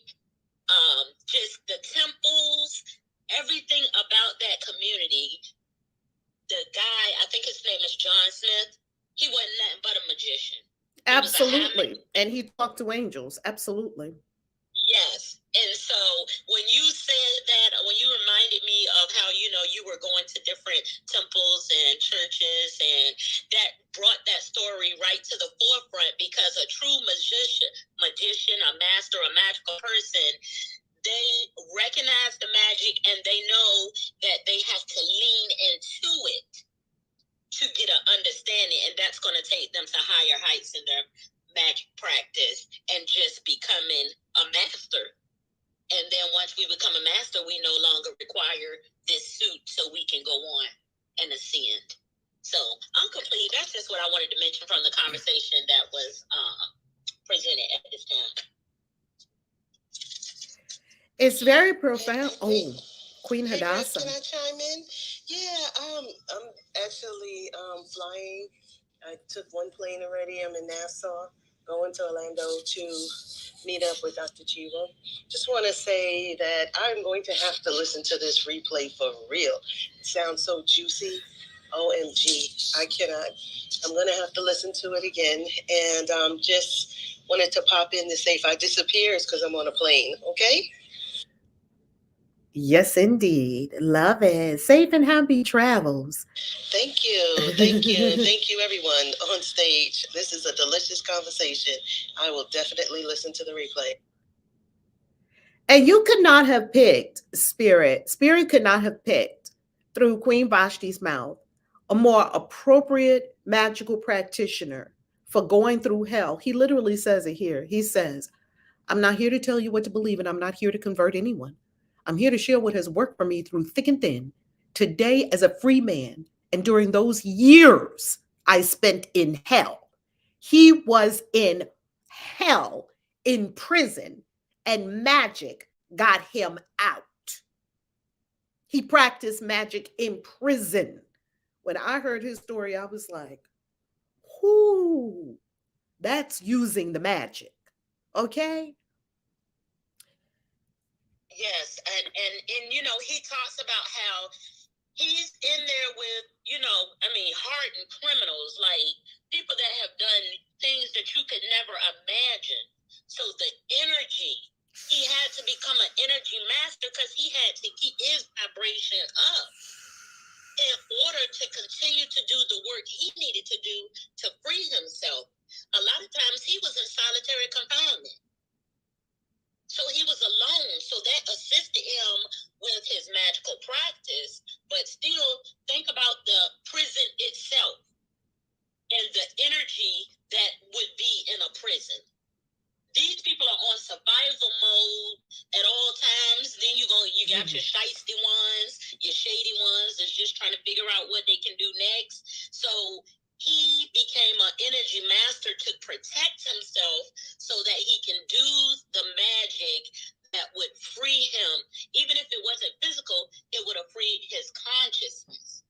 But, whatever happens in spirit, it happens in physical reality. So it all worked for his highest and greatest good. And now, like he said, he's a free man and he's teaching, and he's just an awesome guy. He looks like a wizard, though. He really does. He absolutely looks like a wizard. I freaking love him. He says on his website. He's so gentle, too. Do you notice how gentle he is? Very, very kind. Yeah, he definitely was not a thug. Yeah. I mean, I know some thugs that do magic too now. And he's a gentle soul. He said, you're already doing magic. You just don't know it. I would go up in that church and I would be so into the magic that's going on in every church. Wink, wink. Magic. You muted, Rev. Oh, thank you. I would go up into that church and I would do the magic. I would engage all the magic that's there. It's there. The angels are there. The spirit is there. The implements are there. I would go there and I would engage all the magic. I would be so engaged on multiple dimensions in every church. That's what I do every time I go into a church. I love it. Okay, let's go to Robert, because Robier Del Rey, he said, listen, I'm in that brotherhood room a lot, and that is the talk in the barbershops, gym. Come on now. Robert is telling us I love that story. Boom. Okay, Robert is telling us that all of these things that the men are talking about in this club, on Clubhouse, the Black Brotherhood, this is what men are saying when women are not around. Yet we as women have proven to men that they can't tell us the truth. That's the only reason people lie to you, is because you have proven yourself to be the kind of person that wants to be lied to. You don't want to tell it. You don't want people to tell you the truth. So when I found that out, I said, let me not be the kind of person that wants to be lied to, and be satisfied with the lie and know that they're lying. And they know they're lying. Everyone in the room knows they're lying, but I need to hear it because I didn't tell myself. Um, Fuck that shit. I'm over it. Fuck, tell me the truth. I'm going to tell you the truth. We're going to have a ball. And my man, we're going to be laughing because, woo, them brothers are so funny. Oh, them brothers are so funny. It's like going into the barbershop. Ladies, if you want a brother or a man, go where there is unfettered man talk and just be quiet and listen. I went in the room. I was just sitting there listening. They called me up on stage. I was like, okay. I tentatively pressed the button to accept the invite on stage. I think they just be inviting all kinds of people up on stage. I was like, okay. And then they said, Casey, how you say your name? Casey. I was afraid to say anything. Well, what do you say to that? I was like, well, this is what I'm saying. Say what you got to say. Okay. Wow. I already made my mind up, Coach. I'm going in that room because I'm going to get me a delicious, beautiful husband. Not from that room, but I'm going to use the information being shared, developing a beautiful relationship with a man of my choosing, with the relationship with my sons, the relationship with my grandsons. So I'm going to get in there and get all the information I can get. I tell you, if you would like to have a man in your life, they're giving you all the secrets. And they're giving it to you real and raw, unfettered, uncensored, unedited. You getting the real raw. This is what it is. Take it or leave it. And I like that. If people tell you what's really going on with them, because that's what happens. We have false fronts and people don't really tell each other what's really going on for them. I honor it. I love it. Hello. Journey said, come on, Rev, a church life testimony that many can relate to. Come on, let's do it. May, I'm not fighting it. I have to accept it and just be there. I never respond. I only listen. Beautiful, May. May, perhaps not responding is it. You see, whatever is in front of us, engage it. Here is something, another resource that we want to go to. We want to go to a resource that is also a magnificent resource called The Work. The Work. Byron Katie. Let's go to The Work. And here is The Work with Byron Katie. This is going to really help all of us. The Work of Byron Katie. Loving what is, not just accepting it, loving it. Ooh, loving what is, love it. Because what you love, please write this down. Please write this out. Please tattoo this on your hand. What you love tells you all its secrets. Ooh. Whatever you love tells you all its secrets. You love gardening. You now, by your love, have entered the portal and you are going to be privy to all the secrets of gardening. I don't do gardening currently. I do grow plants. I have a green thumb. What you love tells you all the secrets. If you love art and you're in the museums all the time and you're an artist and you're creating art, you'll learn more and more and more about paint, about this, about that, about colors, about all of it, because you love it. It will start revealing to you its secrets. If you love children and you have this beautiful, let's say, a spiritual daycare. I keep saying this spiritual daycare. I think somebody's going to open a spiritual daycare. Maybe I am. I don't know. Because I love the little kids and the babies, right? And you see all, you love kids. You, like my beautiful mother, who is the mother of my husband, who is also, she said, you're my daughter now, you're my child now, don't play. Even after we got divorced, she was still my mother, right? and she's in spirit realms now, my beautiful daughter's grandmother, she had a way with children. She loved them. She loved them. All the daycares would turn out some of these kids that were so bad in the neighborhood, they wouldn't take them. She took them in and she transformed them. You see, because she loved children, and they would just reveal their secrets of what was going on with them, or maybe they had some rough experience at home and that's why they were like that. See, she was a child whisperer, and some people are a horse whisperer, and some people are a plant whisperer. You see, this thing is whispering to you all the secrets because you love it. And that's why we want to love what is, love what's in front of you, especially if it feels unlovable. So, May, what we are called to do as spiritual gangsters and masters, we're not just called to just, okay, I'm just going to accept it. I'm just going to put up with it. Here I go. I'm here every week or whatever, because then we're messing the juice and the deliciousness of why am I in this thing? The universe in all its magnificent glory has me here. There must be something profound here for me. And I lead it and I love it. And I love the universe and I love myself. And I soak up what is here for me. I'm not talking about if you're being abused or you're staying there and let somebody slap you across the head. Don't do that. I'm talking about being forced to go to church. I don't know what the forcing means, and I don't know what the entire situation is, and I don't need to know because I understand these things are all private for each person. The key is this, family. You're where you are for a reason. Have you discovered yet the divine reason why I'm here? Why am I here? God, I don't know what anything is for. I have given all the things I see, all the meaning it has for me. I'm going to remove my meaning and I'm going to ask, what does this mean? What am I here for? I would walk into church super aware, super alive, super all magicked up. Why am I here? What's going on? I would be so deep into that experience, it would take me straight to heaven. Everything's a ladder. Everything is a ladder. Kaisi, have you thought about enabling comments on Clubhouse? It can help others who want to come in get a feel for the room without disruption to the room. Oh, I didn't even know about comments. You telling me something new now. How you do that? Girlfriend, how you do that? I don't even know how to do that. Does anybody know about that? Comments on Clubhouse? I don't know how that works. In the lower left-hand corner, they have like a chat. It is disabled right now.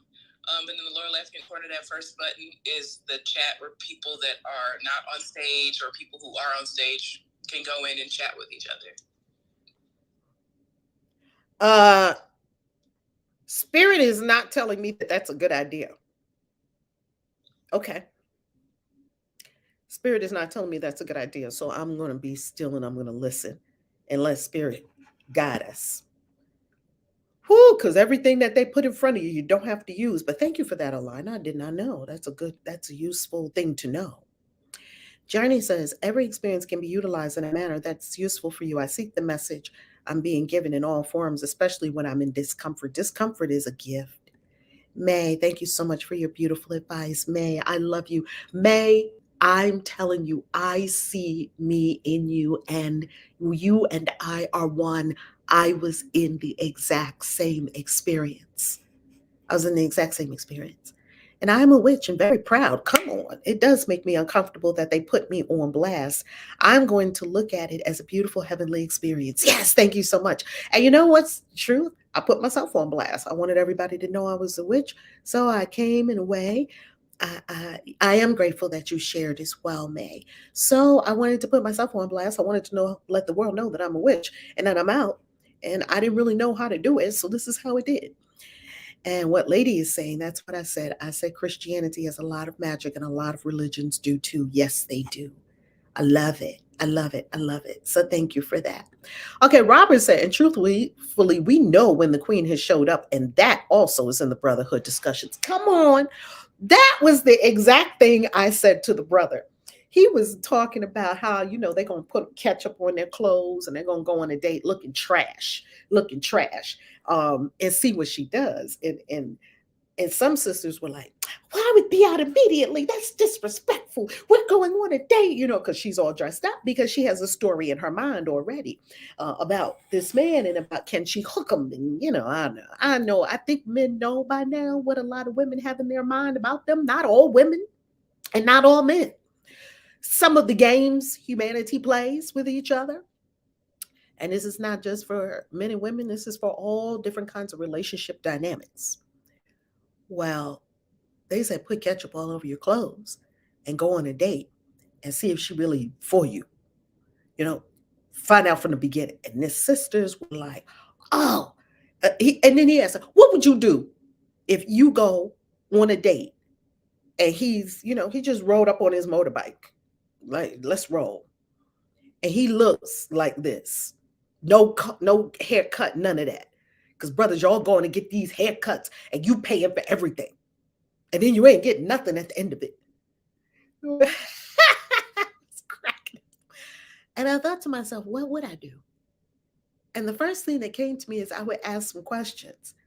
I would, if I'm all dressed up, ready for this experience, and he rolls up and he has ketchup on it, I'll be like, bro, are you okay? What's happening now? Let me know, because maybe I need to go change my clothes. If we just rolling on a motorcycle, let's do it. I don't know what I would say. I only know that they were checking us on making judgment calls on people based on what they look like and how they presented. And how many times do people do that? We don't do that. We don't do that. We don't make judgment calls on people based on how they show up. Okay? Ooh, Mama Nika. I said it would be the first of its kind. Children meditating quiet. I got so many plans for it. So shall it be. Come on, that was Mama Nika's spiritual day. I keep seeing this spiritual daycare. Do it. Do it. The time is right. The time is now. Mama Nika. I've seen it a couple of times in the mornings, this spiritual daycare with the children coming in, and this is beautiful Zen music playing for them, and they're playing with sacred geometry toys, and woo, I got the god bumps, and they're high vibration, and they're like the little children that were in the Matrix, making the spoons bend and all that, because kids can easily do magic because they're not better like humans, grown humans are. Do it. The universe says yes. Go forth. Do it. Who's next on stage? It's me. Good morning. Good Latoy, morning. Doctor of Oriental Medicine. How you loving? I am loving good. How you loving? Wonderful. Great. Okay, this lesson is so impactful. As I was going through it with you on the lesson 62, I'm like, then my brain goes, well, how do you not be a doormat? How do you not be a wet noodle that people walk all over? And then you hit me with, it's all you. It's you aren't valuing yourself. You aren't doing what you're supposed to do. You're lying to yourself. I'm like, ugh, she just had to slap me. So thank you for this lesson. And thank you for your brain and how you translate everything to us. It just brings you back down to earth, and it just opens your mind, and you realize, oh, it's still me. It's all me. So thank you. Isn't that a delicious realization, Latoy? Because that means all the power is also with ourselves to change and to do differently. Yes. Exactly. It gets you out of victim mode. It's power mode. It's you mode. It's you got power. You, to change your world, you change yourself. That's the only power you have is over yourself. So do what you need to do the work, and you will see the miracles. I'm complete. Ashe. Ashe. And going to Mama Nika says, I've written it out. Thank you for confirmation. Mama Nika, I've seen this spiritual daycare for the children in crystal clear clarity. It is already done in heaven. Go forth. Go forth. Yeah, move. It's time to move. Okay, it's time to move. I love it. Who's next? Grand rising, everyone. Hey, Fire Fairy, how you loving? I am in love with myself. Oh, delicious. I did a class, I think yesterday or the day before, called Dating a Goddess, and I have this song called I Am Goddess, and I've reached a point in my life to where I see myself as the goddess. And there's this powerful lesson I am learning, and I know I am guilty of it. And that is not loving people the way they need to be loved and not expressing to people how I need to be loved. There are some people, including myself, that we love forcefully. And if we're loving forcefully, how is that love? That's not love. You know, because we're all different. And then in relationships, we don't want to hear how to love another person. And yet, and we'd be so, you know, full of so much ego and pride that we'd be like, well, if they love me, they're going to stay with me. And they don't have to stay with me / stay with you, because you don't even want to listen to how they need / want to be loved. And everyone deserves to be loved in the way that would heal them or benefit them the most. But I feel that in this society, or from what I have experienced and what I am guilty of myself, and this is something my inner goddess has showed me, is that I have a hard time even listening to other people how they want to be loved. And this is like boggling my mind, because I'm developing this whole new goddess. What's it like dating a goddess? Do's and don'ts of dating a goddess. I might write a book about it. But I have these 3 pet peeves, okay? When the goddess tells you how you need to be, how they want to be loved, you really have to follow through and see it as a test of, oh, well, can I accommodate for another person? Because a relationship is never going to work if you're not willing to accommodate for the other person, especially if it's not going to kill both of you. People think that, oh, by loving a person the way they requested to be loved, they act like it's going to kill both of them, and it won't. How can you expect a relationship, even friendship-wise, if you're not willing to listen to the other person on how they like to be loved? Your way of loving is not the only way of loving. It's not the most perfect way of loving. There is no, like, people tell you how they need to be treated, and sometimes people don't tell you how they want to be treated. And it shouldn't be shunned. I feel like in a lot of relationships, people shun each other for telling the other one how they want to be loved. But if you're not going to do that, how is that love? People, I call this hoeing, okay? People want to hoe around rather than be a goddess. You just put your thingy in holes and let people put their thingy in your hole, instead of, you know, that's forceful loving. Even though it feels amazing and it's natural, but it's not the main component in a relationship. It's listening to yourself and listening to the other person. So many relationships, I've gotten into them because they think that they only have to vibrate or emulate one specific divine energy, masculine or feminine, when really we're both. Relationships don't work when we're only being both, and we constantly change. Some days we're masculine, some days we're feminine. And part of that is listening to the other person.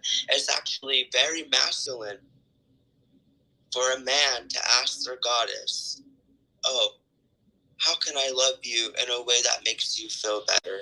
But what's your do's and don'ts? Yeah, that is so true. However, I know a lot of men. I have never heard a man ask that question ever in life. I've never heard a man. I would not even expect a man to ask that question. In all truth and honesty, I've never heard a man ask that question. Has anyone here ever heard a man ask that question? I have never. And I know a lot of amazing men. My life is full with tons of amazing men. None of those men asked me how I wanted to be loved. Each of these men treats me like a goddess. All of them do, because I treat me like a goddess. I never told them anything. One of them was staying at my house for a while, Ben, my good friend Ben down in Mexico, just to give an example, and then we continue Fire Fairy. Ben was staying at my house. When Ben walked into my house is immaculate. When you walk into my house, you'll be like, oh, damn. Okay. Now, if you walk into a house, it's a mess, it's crazy, you're going to act messy and crazy. If you walk into a house, it's like, oh, these people, they're on another level. And why did Ben magnetize to me? Because me and Ben think a lot alike. I was just sending Ben yesterday a video from here in New Orleans. I have so many male friends, mostly male friends, because my work has a lot of women. So that's how spirit has arranged my life for me to have masculine and feminine energy. Robert and Jared and Colton and Ben and my I have an assistant in Mexico. His personal assistant in Mexico. He's our house manager. He does everything for me in Mexico. Davey. It's all men. You've seen him on Instagram. Is a lot of men in my life, whom I love. I have never heard not one of them ask a question like that. I don't think that's really the nature of a man, not to ask, how do you want to be loved? These men are powerful men. They know what they're doing. And Ben, you can't tell Ben nothing about Ben. Ben's like, no, I own this. And he doesn't say it in an off-putting way. He says it in a I'm the man way. Well, Ben, every time I'm with Ben treats me like an absolute goddess. Ben treats my home like an absolute castle. He's like, okay, now I did this for you and I got the pool taken care of. They do it all for me. And I took that. And when are you coming back to Mexico? Because I'm going to come get you at the airport. I was like, okay. I didn't tell them to do any of that. It is in my bearing and in my presence that this is the goddess when you approach. And they all approach. Men love goddesses. That's what I'm convinced of. Men love goddesses. That's what I think. Men love doing things for goddesses because they just do it all. And you don't even ask them. They just jump up, okay, I'm going to do this and I'm going to do that because they initiate. They do it. I sit there and let them. Okay, give me that bag. Okay. When I'm around Wiz, I don't even carry my purse. This man honors me like you would not believe. Give me that. He won't even let me carry a purse. My sons, give me that, Mom. All the men in my life treat me this way. I am the goddess. Okay. And so I'm not saying that they don't care about you. That's not true because men care very deeply. I found men to be extremely emotional and extremely communicative. And the men I know, they talk. Yeah, I haven't heard them ask, how would you like to be loved? And how would you, I've just never heard a man ask that question. I hear men being men and loving in the way they love. And I love that. And here's my job. My job is to love me in the way I desire to be loved. You can't make other people. Mama Ia said something so profound, it blew my socks off. I was like, oh, I'm getting ready to tell y'all right now what she said. Blew my socks off. This is going to blow your socks off. She said, you cannot get people to love you in the way you want to be loved. It's not going to happen. What happens is you observe and you see how they love, because every one of us has a way that we love. Of course, we're going to, if you like flowers, yeah, I'll buy some flowers for you. You cannot ask a person to fundamentally change how they express love, because that expression of love is coming from their core divine identity. So this person may express love by always being on time. I'm going to be there. I'm going to pick you up. I got you. You know, people are very caretaking. Some people are very caretaking in their love. Some people in their love, they're tough love. They just tell you the truth. Look, I love you, so I'm telling you the truth. We cannot ask people to change who they fundamentally are or how they love. So when you go on a date, if you like how they love, go for it. Don't try to get them to change how they love, because neither one of you are going to be happy. If I like how you love, I'm going to vibe with it. And you can tell how people love right off the bat, can't you? You can tell right off the bat. That's why we say how you love it. Because everybody got their own way of loving. Remember, love makes no demands. Ooh. Love makes no demands. If I can't get with how you love, we're not going to be in this love relationship. Woo. Because I don't know how I love and how you love. It's not a match. I'm not going to sit here and try to get you to love me in a certain way. Can't do it. Ain't got time for it. That's not what our life is about. Because somewhere there is a person loving in the way that that person loves and loves how that person loves. And ding, ding, ding, ding, ding, we have a match. Everybody's not for everybody. If I'm going to be in an intimate relationship, all the men that I have partnerships with, friendships with, I love how they love. That's why we vibe. There's billions of men in the world, probably, I don't know, 8 to 12 or 10 men that I vibe really well with. We just naturally vibe. I don't tell Robert, when me and Robert are talking, I don't tell Robert, I think you should talk this way. Robert, I think you should do. I just love how Robert is. And we just vibe because something is a connection there. Do you see what I'm saying? Love makes no demands because love needs nothing. Now, it is very true that we all have our love language. And I hear that in what you're sharing too, Fire Fairy. It's beautiful. When we find out what someone's love language is, yes, I will, if I'm in this intimate love relationship with them, you're going to want to cause their toes to curl. You're going to want to do things. That's what love does. It impels you to want to do. Oh, she loves dark chocolate, but not milk chocolate. So I'm going to buy her this dark chocolate. If you know a person's loves, you're going to start fulfilling them because that's what love does. Love gives you exactly what you want. That's divine love. We can't demand people to do that because then it's coming from a different place. It's coming from need. If I need a person to do this for me, then that's a need in myself that I must fulfill. I must fulfill. Robert says many men communicate differently. If they wouldn't say it, but in their actions would be that exact sentiment. Yes, how can I love you better? Not through words, but actions. That is it. Because Robert, I'm telling you, I've never heard of it. And I know many wonderful men. These are wonderful men that would do anything for you. They've never said to me, tell me exactly how you want to be loved. I'm going to make a list of it and I'm going to fulfill them for you. Never. Yet, if he knows I like dark chocolate, oh, he's buying the dark chocolate all day. Not the milk chocolate. No, she don't like milk chocolate. If he knows I love chrysanthemums and not roses, and on roses, everybody's buying roses on Valentine's Day. He walks past the florist. He like, she love them chrysanthemums. Give them to me. And he give you the chrysanthemums. It's not going to be a whole lot of conversation with men. It's going to be, here you go. Oh my God, the exact flower I love. You are so freaking spectacular. Like I got the God bumps. And don't expect people.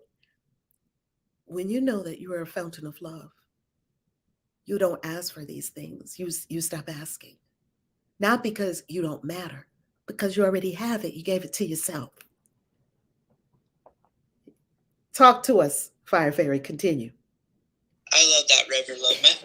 I'm right in the middle of this. I was talking about in a relationship, not so much friendship, and I'm so guilty. Well, maybe I am guilty of this in friendships. I own the turkey. My turkey on the table. That's my turkey. Anyways, and you know what? They're all love relationships, so we cannot say that love has to be different in an intimate relationship where people are having sex and they're, engaging there. Because I have intimacy in some relationships with people I've never had sex with. We have deeper intimacy than people I have had sex with, because I've had sex with people with no intimacy as well. Right? We're talking about all love relationships, regardless of the sex, regardless if this is your girlfriend or your boo or your lover or your good running buddy. Love makes no demands. And we don't have to be different in a relationship because it's a love relationship where it's going to be intimacy, because these are the demands of society. Yeah. Yes, Reverend Love. I was just talking about, I was trying to go into the realm of, we're in a relationship.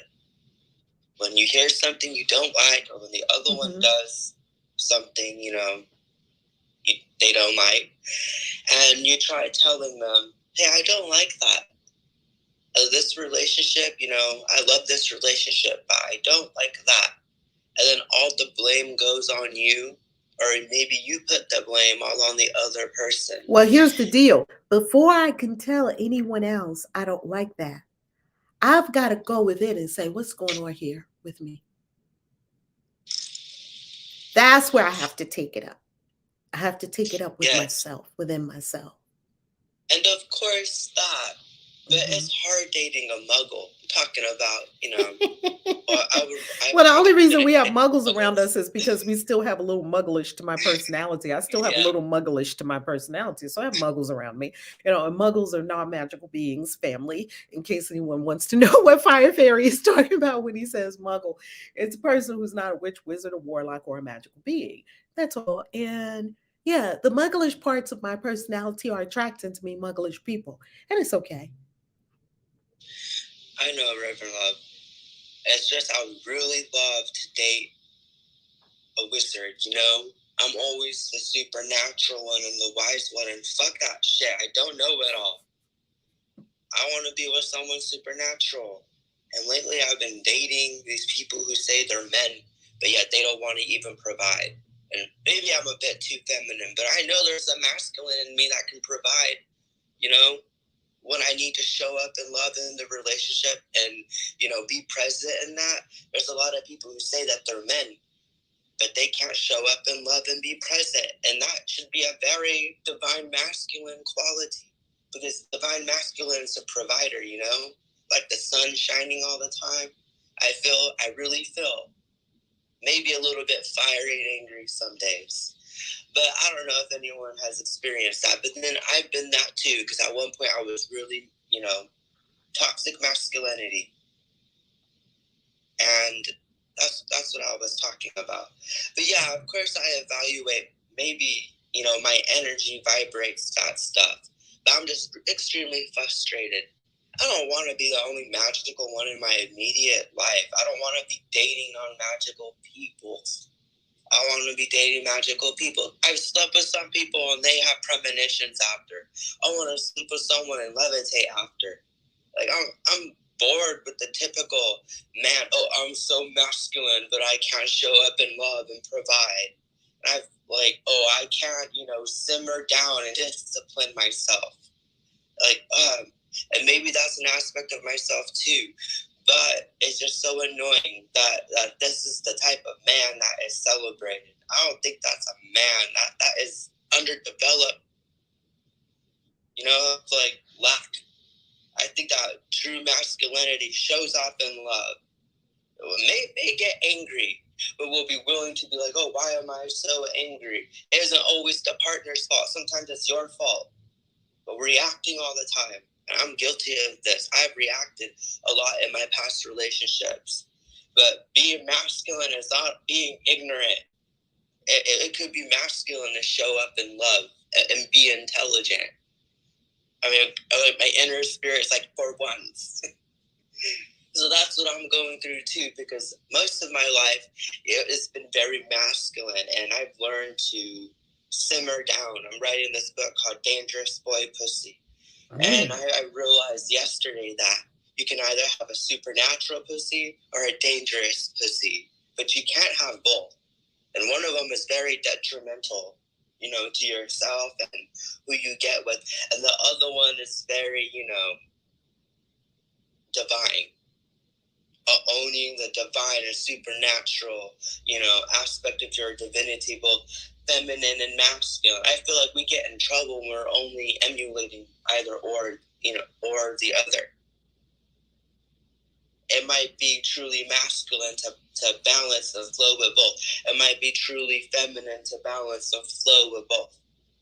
I'm learning this lesson of listening, to my partner. Many times I dated people I did not listen, even in my relationships, did not listen, too concerned with me, even though I'm supposedly feminine. But that's really an undisciplined masculine trait. Forceful love. I'm done speaking, but I appreciate everything you said, Reverend Love. I'm like deeply frustrated. I don't want to date muggles anymore.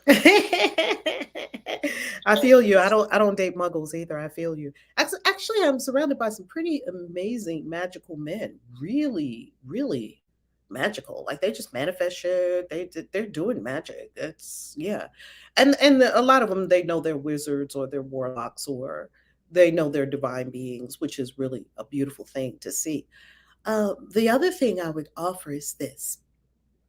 First, family, we had this last night in our class for the mystery school initiation, and we will have initiation is closed because these witches are being initiated on December 21st on this winter solstice this year.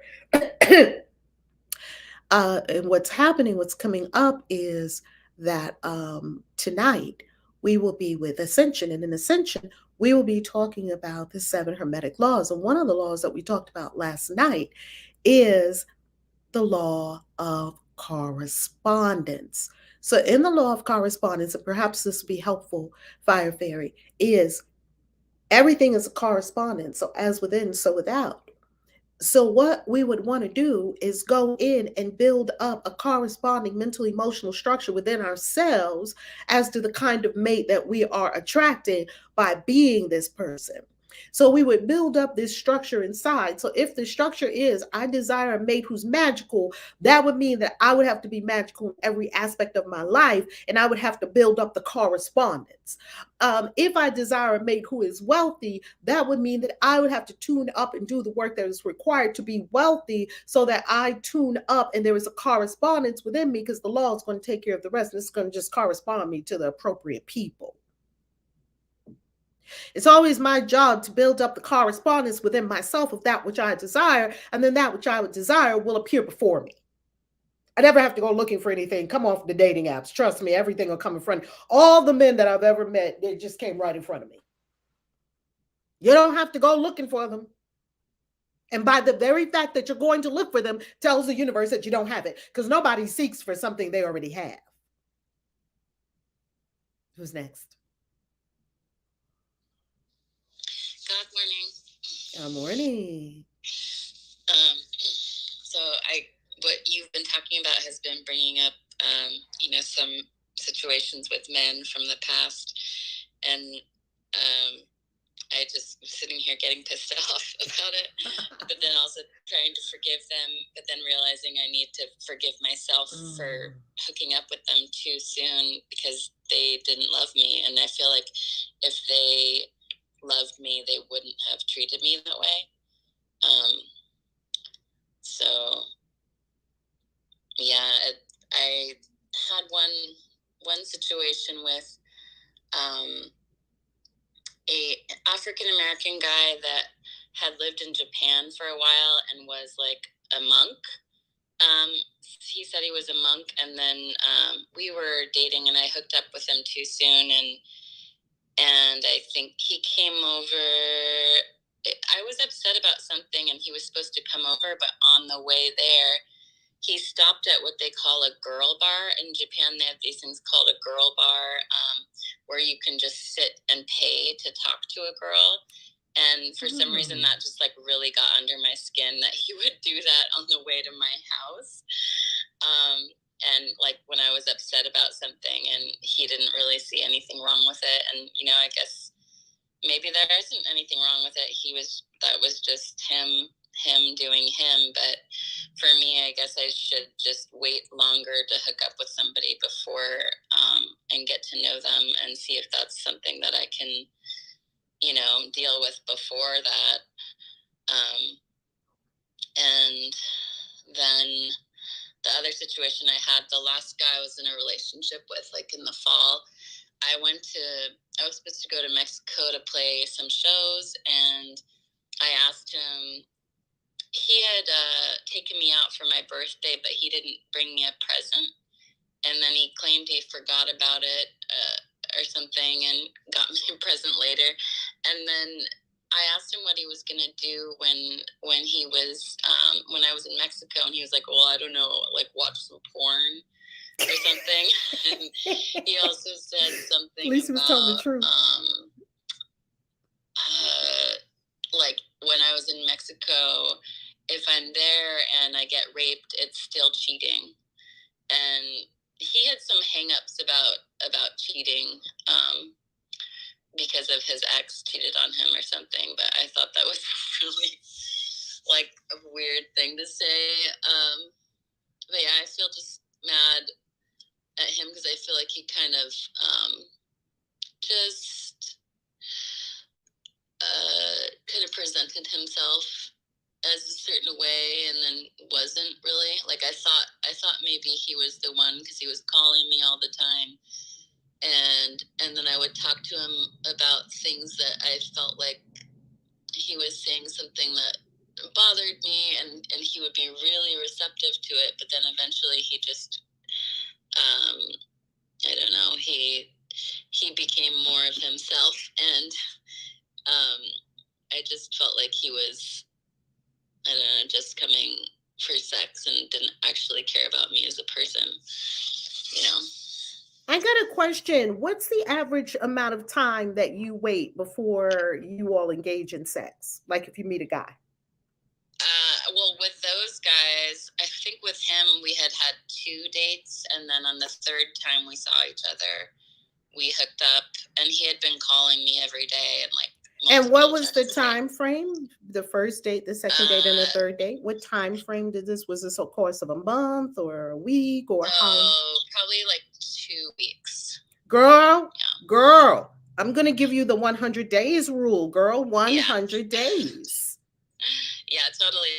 I've read a book after him about waiting at least 6 months, it says, and I know the rule says waiting at least 3 months until exclusivity. So I'm definitely, on board with that stuff. I think with him, it was just so hard because he was just pushing so hard and like talking like sex all the time. And I hadn't had sex much, in the last few years. So it was hard. So how about we not put it on him? Like I was horny too. And so, hey, let's do it. Okay. I can't even keep my own self together for 100 days. So let's do it. It's okay. It's okay. It's okay. Yet, if this is going to be a true long-term, relationship, Jen, where he values you and loves you, and that this is going to be a long term, we're going to be together for years if we like this thing. So what's 100 days? Yeah, I mean, I totally agree.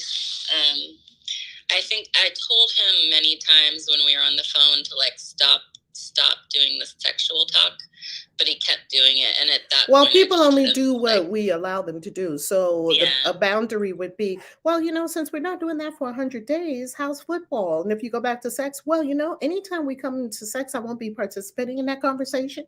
And so I'll just leave the conversation. You just make a boundary public. And then they start talking about sex. Oh, I'm out. I'll be back to talk with you. I'll be back to you don't have to engage every conversation. You can, but what I like about it is he was very honest and upfront of what he wanted. He was there for sex. It's A-okay. A lot of people are there for sex. He made it seem like he was there for a relationship. No, if he's talking about sex all the time, women, let's tell ourselves the truth. He's here for the sex. If he's talking about sex all the time, he's making it apparent what he's there for. Yeah. Right? Yeah, that's true. And then we just get to accept it. If we want to be there, we be there. If we don't want to be there, well, you talk about sex a lot. So I imagine that's what you want, right? Sex, yeah. Well, I'm not having sex for 100 days. How's that jiving with you? Not jiving for me. Okay, well, it's good meeting you. Let's be friends or not. Okay, peace. I mean, these are real grown-up conversations, aren't they? Yeah. And here's the deal, Jen. This is what I know. He's out there for you. He is out there for you. And this is something I have heard many men say, especially the men that are with the women they love. They say, I knew she was going to be my wife the second I saw her. Or when such and such happened, I knew she was the one. Or Reverend Z's husband just told me this in Mexico. I was sitting there listening to them. Like, this man loves this woman, worships this woman. You could just tell. And I was like, what's up? And they've been in love since 5th grade. They knew each other since 5th grade. He said, I was looking under her skirt when I was in 5th grade. I was like, what? And then they went their own ways and they did this and they did that. They always had this connection. It was just this connection, right? And he said he would keep up with her. He would visit her here and there and whatnot. She was like, I can't see him. I'm married. She would marry someone else. He was with other people. And eventually he came back around and he said, hey, let's get together. They came back together and they're both free and both in a position to be in a relationship. And they loved each other all these years since 5th grade. And it's such an incredible love story. And this is what he told me. I said, so what made you marry her? Y'all are grown now. You can do anything you want. What made you? He said, at first I was trying to play around. And then she was like, well, I'm not for that. And he said, I needed this woman in my life. I had to have her. So I had to lock her down. That's what men say. They're like, oh, no. When they see the one, baby, oh, you will not know that he thinks you the one. He will be all over it. Whenever the man had already spotted me and like, she the one, he was all over it. And this is what they say. If he really likes you, you'll know. But if he don't, you'll be confused. If he really likes you, you'll know. And if he don't, he just wants sex. He just want to, poke. You'll be confused. I thought he was such a nice guy because he was saying this. But then every time we get together, it's just his hands are all over me. You'll be confused. He don't like you. He want to bang and be out. Yeah. Bang and be out. All good. Yeah, it just seems like I don't come across men that want to wait for some reason. Like they all. You haven't come across the one. Yeah. You haven't come across the one. I promise you. When you come to when it's the one, I have seen this in many relationships. I've seen it in myself. I've seen it when it's the one. It's not going to be a problem. It's not going to be a problem. It's going to be on a different vibration. I'm not saying the man won't want to have sex and hey, what about hey. Of course. I'm saying that there will also be respect. And there will be conversation. And there will be understanding and a meeting of two powerful minds. I don't think you've met up with that yet, have you? No, I don't think so. Okay. Yeah. Mm-hmm. So in the meantime, love yourself, Jenny. Love yourself. Get to know yourself. Date yourself. Take yourself on a date and give yourself everything you want. Give yourself all the presents on birthdays. Give it to yourself until they come. And when they come, they're joining a party that you had already started. Men love to join those kind of parties because they're like, "Ooh, she's not needy. She don't want me to do this, that, and the other." Of course, you'll have your standards, your requirements. They can't come like anything. You got to hold the bar high. How do you hold the bar high? You hold the bar high from within yourself. This is what Steve Harvey told us about Marjorie Harvey. Doesn't everybody know Marjorie Harvey? She slays all day. I think Marjorie Harvey just wake up out of the bed and just be like, slay. Because her slay is so hard. It's not even funny. It's like, okay, Marjorie Harvey, you just slayed the whole Paris Fashion Week on the front row. Like she be killing them. And Marjorie Harvey, I think she used to date this guy that was like a mobster or like a guy that was a drug kingpin or something like that. He had a lot of money and she was well kept. So when she broke up from him, now I don't know the exact details of that. I just heard her say something about her former relationship before Steve Harvey. When she met Steve Harvey, do you know what Marjorie Harvey said? Steve Harvey was hoeing around. Steve Harvey could get with any woman, kings of comedy. He probably could get all the panties every night. Steve Harvey could get anything he wanted. And not, I won't say anything, but he had plenty options, and he was exercising his options. And Marjorie Harvey, and he was dating Marjorie. He was like, man, this lady is quality. You see, be that quality woman. Be that high value woman. Be that girl. And that's from within. Girl, do you know? Marjorie Harvey one day told Steve Harvey, man, listen, you know, I like you. It's good. If we gonna be together, we not doing that. So pick all of them or me. She held it high, way up here. He was like, fuck that. All your hoes, get the hell out, because the queen just entered the building. That's what will happen. All y'all hoes got to go. Get your panties, get your little trinkets and your toys, the feathers and the whips. Get them all out of here. Clean this place. And here came the queen. And who does he have right now? And who does he keep laced up? And guess what? Maybe you and him make an arrangement like Will Smith and Jada. I'm laced up, you laced up, and we still booing other people if we feel like it. If that's the agreement, make the agreement. However it works for y'all. What I'm saying is, no one gets a hoe confused with a queen. Doesn't happen. Does everybody understand?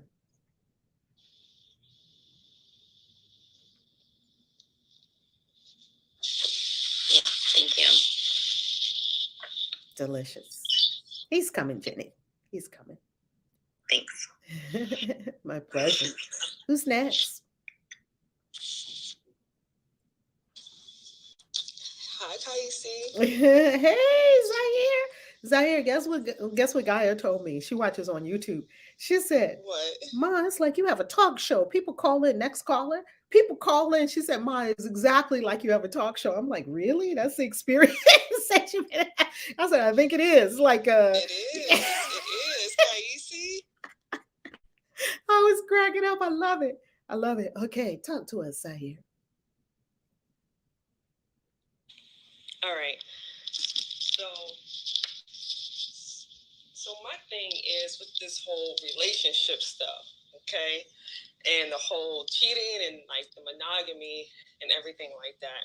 So I know you've been around me for a while. You've met multiple people who I've been in relationships with and everything like that. I've been single for some years now, and it's definitely time for me to get back in the game, I would say. You know, I definitely had learned how to become like my biggest best friend, dating myself, loving myself, you know, being that person who I wanted my partners to be. I've learned and grew into, you know, doing that for myself now, which I've never done in my whole entire life. And my thing is with monogamy. So even like before I even start dating women, I had it like in my mind that I never wanted to be like in a real full committed relationship. I just wanted to have multiple beautiful women, just beautiful women just all around me. I go out with this one day, I go out the country with another one a month or whatever the case may be, however I want to set it up. But I'm thinking like, all right, let me just go back a little bit. So with my last relationship, I feel like a lot of my issues in my relationships, like when it came to like my jealousy and my possessiveness, was because I wasn't being true to myself. Because even before I actually started dealing with women, like even as a teenager, I was just like, you know, I just want to have multiple beautiful girlfriends. Like that's it. Like I don't want to like be like monogamous with anybody. That was never my intention. And I believe that, and I think that because that was my intention, and then going into relationships where it was monogamy, I think because since I was lying to myself and I wasn't being true to myself, it manifested as me wanting to be possessive on them because I'm only dealing with one. But if I had my multiple girlfriends, I felt like I wouldn't even be so concerned about what my boo was doing, even though I know it's still layers to it. You know, I shouldn't be worried. Not sure that's a judgment, but for illustration purposes, I shouldn't be worried about what my partners is doing, regardless, even in a monogamous relationship. But I always felt like that was by having multiple women would be my, I kind of want to say like my safe net of releasing any type of like like jealousy or possessiveness or wanting to control the situation. So I feel like somewhere in there is kind of faulty, you know, and even with explaining. So that's why I'm bringing it to the floor with you, because I am about to get into the dating game again, and I want to do things right. I want to do things right this time. So I'll just leave it like that for now, Kaisi. That is a beautiful question. And the answer was coming to me from Kabbalah. In Kabbalah, in Jewish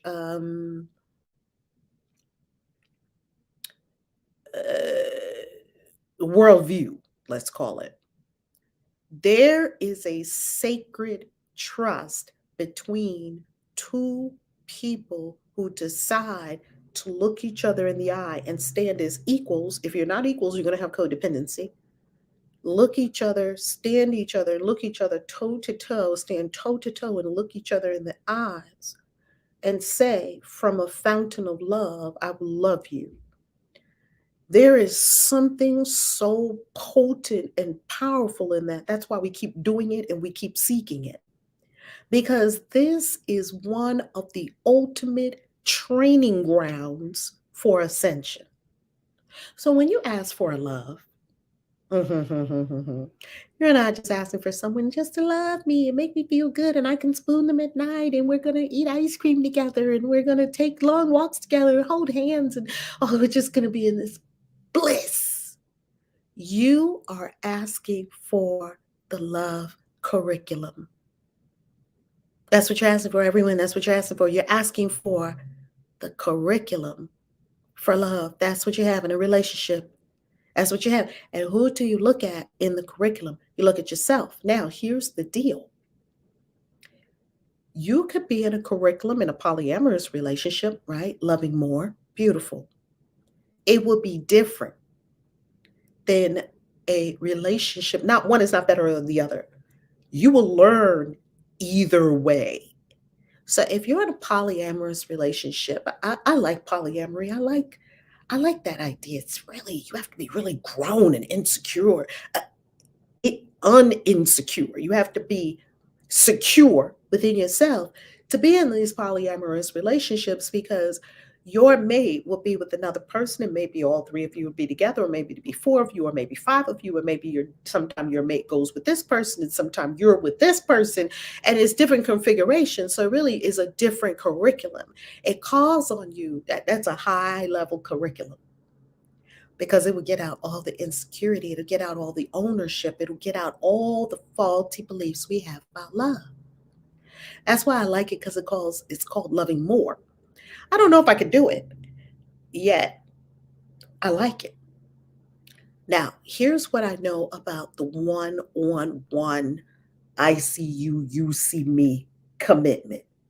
Ooh, you two are about to go deep. You see, you're going to go very deep.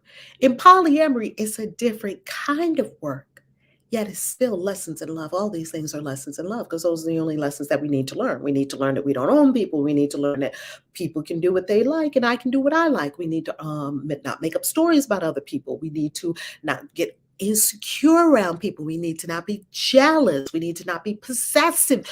All these things we've conflated with love, and these relationships are going to dissect that for us and leave us only standing in the blazing light of pure love, which can be had with any being, whether you're having sex with them or not. So they do in Kabbalah count a relationship that is a one-on-one relationship as a very sacred trust in which you can pretty much deal with all your shit. Are you aware that the relationship you're asking for is a curriculum, or do you think that the relationship, well, what do you think the relationship will be? What are you looking for?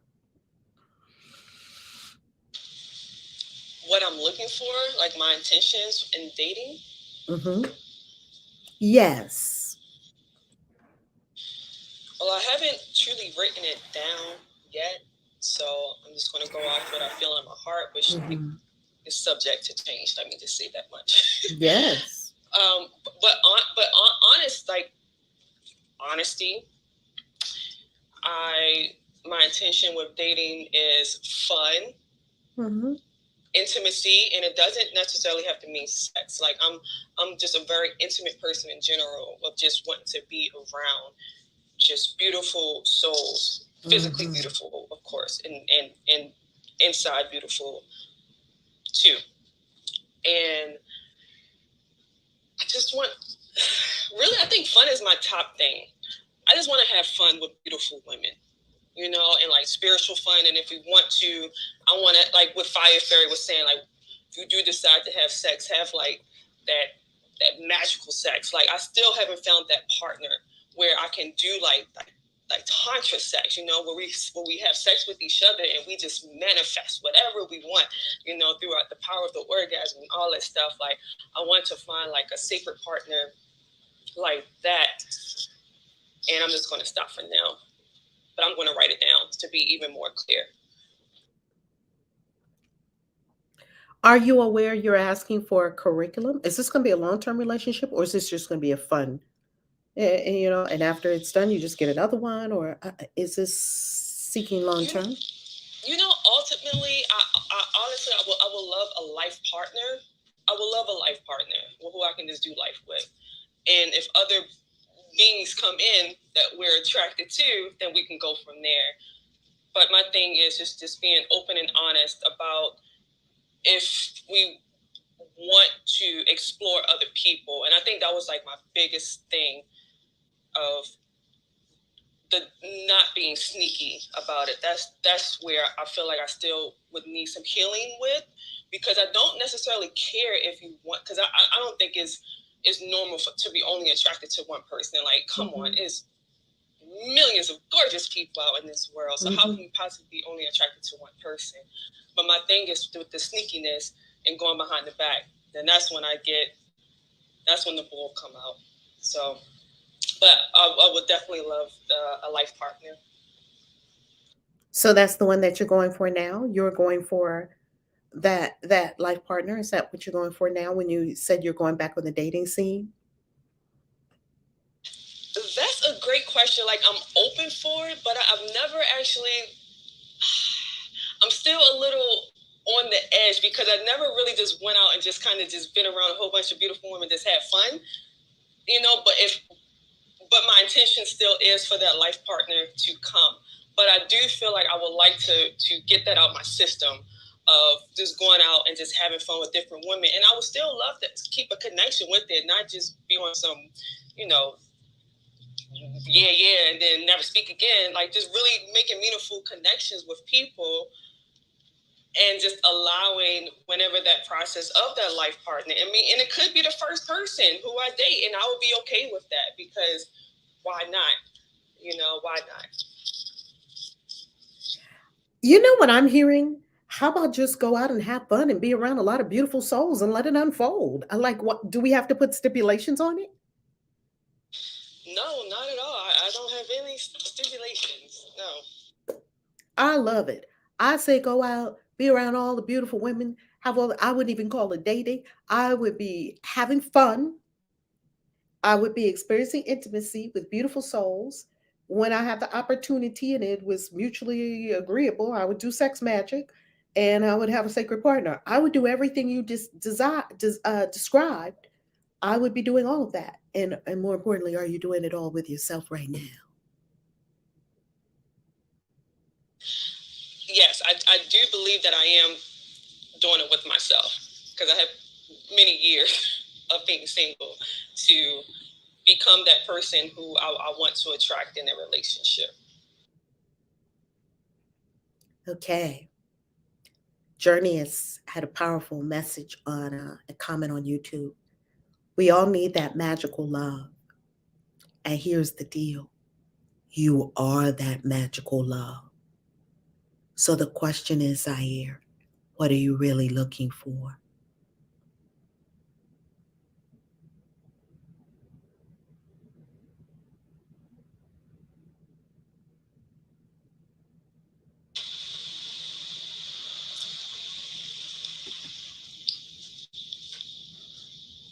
Love and a physical manifestation that will be my life partner.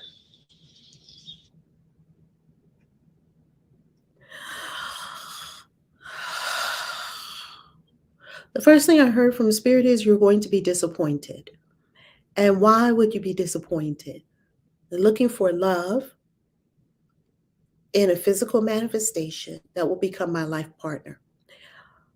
We don't know if a person's supposed to be our life partner or not. We know that in this now moment, we are right here vibing. It is magnificent. It is my intention to be right here vibing as long as this works for both of us. That's not non-committal. That's being aware. People change. You change every day. Your love changes every day. Your lover changes every day. Perhaps that person may, in their evolving, they may evolve. We don't know how people are going to evolve. I don't even know how I'm going to evolve. Everyone's evolving. And if as we're evolving, this person is evolving, I'm evolving, you're evolving, your partner is evolving. And as we're evolving, we don't know what's going to happen. Maybe you're evolving this way as an oak tree and they're evolving that way into an apple orchard. We cannot make it, as Reverend Michael Bernard Beckwith says, you don't burn down your junior high school when you graduate and you go to high school. You could graduate that relationship. Both of you could learn the lessons of love that were there for you in that relationship. And you say, thank you for being my blessed teacher. And they say, thank you. And you don't blow the relationship up because it came to a natural conclusion. See, we have too many things in our minds with regard to love. And love doesn't care about any of those things. Love doesn't care about marriage and husbands and wives and how long people are going to be with you. Love is complete. Love is all. Love is here now with no fear for the future, no fear if this person's going to leave, no need to lock this person in, no need to trap anyone, no need to possess anyone, no need to be insecure, no need to be jealous. All of these are not love. They are sick, imagined substitutions for love. They're not love. Love needs nothing. Love makes no demands. Love is all. So if you even notice that you don't have a partner, that would be an invitation to deepen into love within self, because love is a fountain. It doesn't notice that anything's missing or that something's not here. You will almost forget when you're with yourself that there's not people around you, because love is the fullness within itself. It's the fullness of God. It's all. There is the 9th principle in the 10 principles of abundance by John Randolph Price in the Abundance Book. In this Abundance Book, it relates to love. It relates to all manners of abundance. It says, when I am aware of the God self within me as my total fulfillment, when I am aware of the God self within me as my total fulfillment, there is something within me that is my total fulfillment. I am totally fulfilled. Only when I'm aware that I'm missing something, I don't have somebody I want to get with somebody, I'm not totally fulfilled. So I have to look for total fulfillment. When I'm aware of the God self within me as my total fulfillment, I'm totally fulfilled. I am now aware of this truth. We have to tell ourselves, I'm aware of the truth that the God self within me is my total fulfillment. You see, when I'm aware of the God self within me as my total fulfillment, I am totally fulfilled. I am now aware of this truth. I have found the secret of life, and I relax in the knowledge that the activity of divine abundance is eternally operating in my life. I simply have to be aware of the flow, the radiation of that creative energy, which is continuously, easily, and effortlessly pouring forth from my divine consciousness. I am now aware. I am now in the flow. You wonder how I can say it like that, because I've said it to myself thousands of times.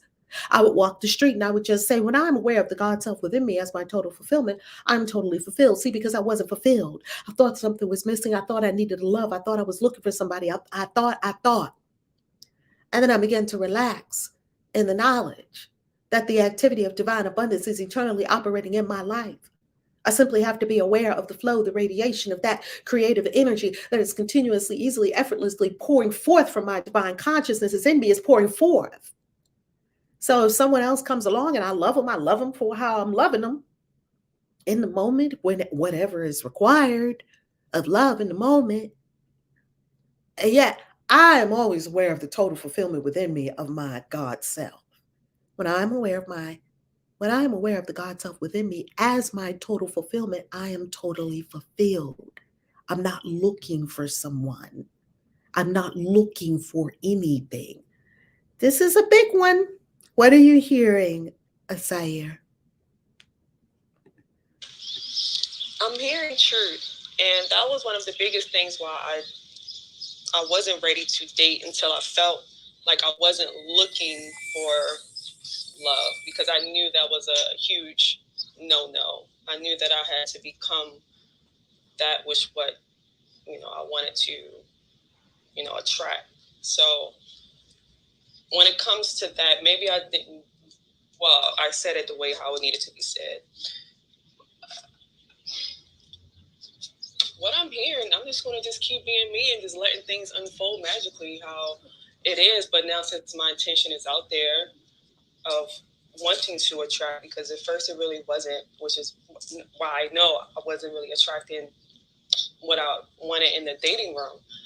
So I'm just going to keep being my magical self and just allow the magic to just unfold. I am guided by the power of magic, so I'm just going to allow my galactic signature to just play out for me. Girl, that's your galactic signature right there. Yes, yeah. Yes, so I'm just going to do that. I'm just going to just keep being my cool self and just to allow things just to come to me. Just beautiful women, and have a clear intention of what I desire in a partner, which actually I am. Like, I would love to date myself, which I am. There you go. So, yeah, I'm just gonna just do that. Just keep being my magical self, Kaisi, and allow things to just let the universe just surprise me in such a glorious, miraculous way. Because isn't that how it works? Everyone, think to your first love and your first kiss. You didn't know who your first love was going to be. The universe delivered them to you. Think about your first time you thought you found out you were pregnant. You didn't know exactly the moment you got pregnant, and then you had this baby and you were in the love that you could not have fathomed. The universe delivered it to you. You see, the universe is always delivering these super magical moments when you're not looking for them, because you don't notice anything's missing. Looking for someone would denote that I do not have it all, because I'm looking for someone. No more looking for people. Like Sayer said, hey, let it rip. Every person I have ever had a love relationship with me, I just like bumped into him over the oranges and the Whole Foods. You're like, ooh. We didn't meet him on Tinder, that's for sure. I mean, I'm not saying that God's Spirit couldn't use Tinder for you to find someone. If that be the divine unction, hey, pick up Tinder right now. You pick it up and boom, there's the person. What I'm saying to you is there's some magical quality to the universe that is doing things in unexpected, unanticipated, surprise kind of way. And don't we love surprises? I love surprises. It's called synchronicity. Did you pick your first love? Or were you just bumbling along as a teenager, then boom, right? It's so beautiful. We knew how to do this as kids. Kids never said, I'm going to make a vision board because I don't have enough friends. I remember one time I took my grandkids to the park, and one of them was sitting right next to me. He was 3 at the time. And this other little 3-year-old came up and looked at him. Now, adults would never do this, because adults would be sitting at the bar making up 50 million stories in our grown adult heads about rejection and everything if you just go over and say, hey, want to dance? We can't even ask, hey, you want to dance? This other 3-year-old toddled over and looked at my grandson. She didn't even look at me. She looked at my grandson and said, want to play? He said, yeah. And they ran off. That was it. Want to play? Yeah. We have too much shit in our heads. And I love Journey's. I love this message, Journey. Journey said, my illusional bag of love is so full of BS. Gotta put it down and walk on in a truth. and know that I'm complete in love always. Yes, that's it, Journey. And Journey also said, innocence with no expectations or reservations. Exactly. You already did this when you were kids, and you were always loved. We were always loved. We didn't say, no one loves me. No kid said no kid ever. You got everything you needed and wanted as a kid. You had all the love. If you wanted to hug somebody, you hugged them. Come on, let's be friends. And they said, okay. And then you're like, I don't want to be your friend anymore. Well, I don't want to be your friend anymore. Then you went your separate ways. Okay. It was pure, raw truth, honesty, love. It was in the moment, and it had no memory. And it had no big, fat stories. Now we have all these expectations and stories of what people are supposed to do and be and what we're supposed to do and be. Go back to your 3-year-old self. Didn't have not one problem with the relationships. 3-year-olds have no problems with relationships whatsoever. None. Want to be my friend? Yeah. And they play until they fight. They get the fight over. Then they're like back to playing again. Play is the default. Play is great big old playground. Don't you hear every day in the Course of Miracles that you are the children, you're sons of children of God? You're children. We're big children. Let's go out there and play. Be all with all the beautiful women you like. Have a ball. Enjoy yourself. Don't make it have to be something. And I promise you, what the universe will give you will make your joy. When the universe popped these people in front of me that are the loves of my life to this day, I didn't even know they existed. Matter of fact, I want to tell you a story about Wiz, one of the people that I love so much in this whole world. Y'all know him well, right? Yes. Yeah. Wiz was like, how come you wasn't talking to me? I said, well, what do you mean? I didn't know you. I don't know what you were saying. He said, I used to comment on all your stuff on Facebook, but you didn't even want to talk to me at all. I was like, oh.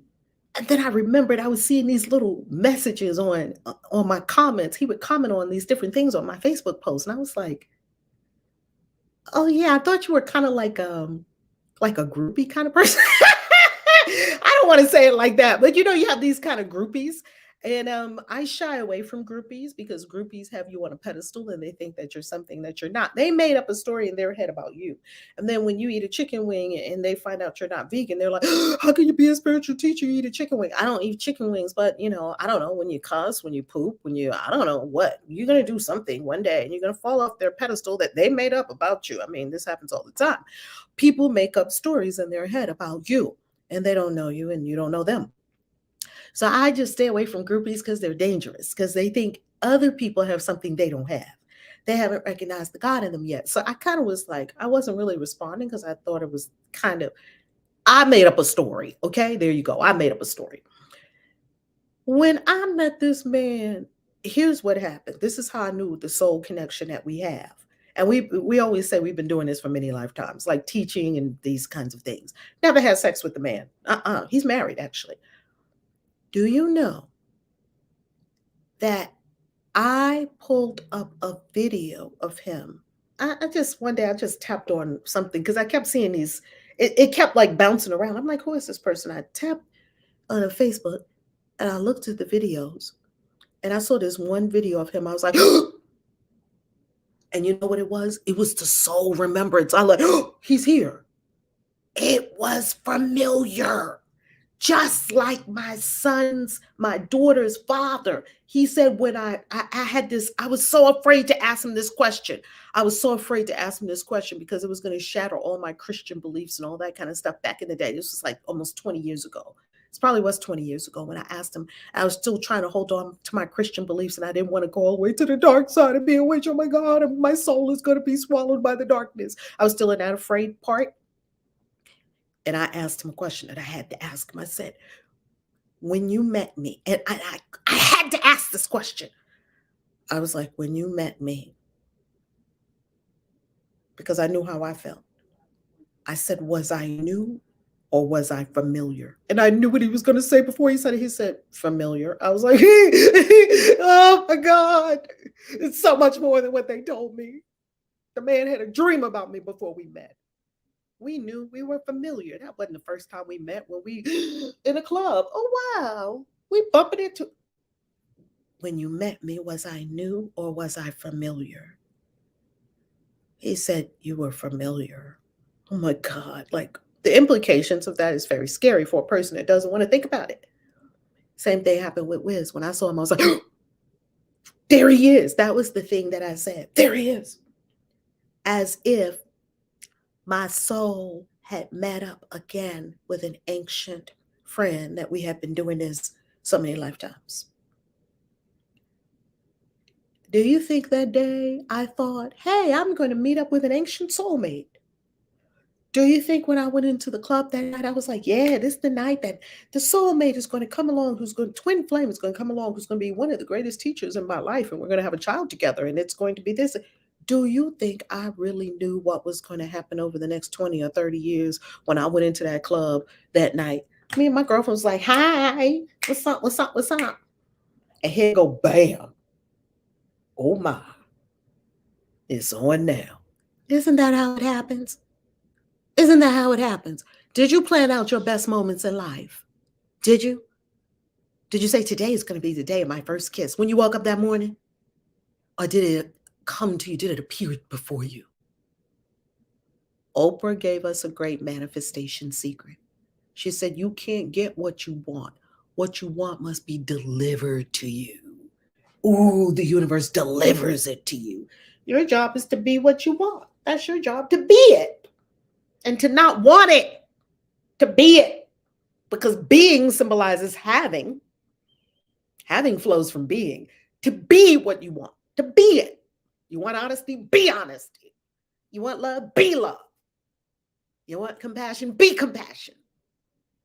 You want a magical partner? Be magic. You need to have your cloak on. You had to have a circle, draw a big pentagram on your floor. You ought to be the biggest wizard ever. Be it. That's all you got to do. Trust me. Trust me. Actually, don't trust me. Trust the universe. The universe got you, boo. Oh, they will put them people right in front of you. You won't be able to avoid them. Does everybody know what I'm talking about? Yes.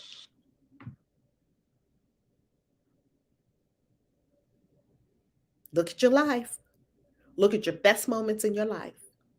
Look at what happened the second before your baby was born. Did you know what that baby looked like? I don't care what kind of scans they did. You didn't look in that baby's eyes. And when you looked at that baby, you were just overwhelmed. Like, when you first saw Little White Wizard, what did you feel, Zaire? Did you know where she came from, or did she come from source?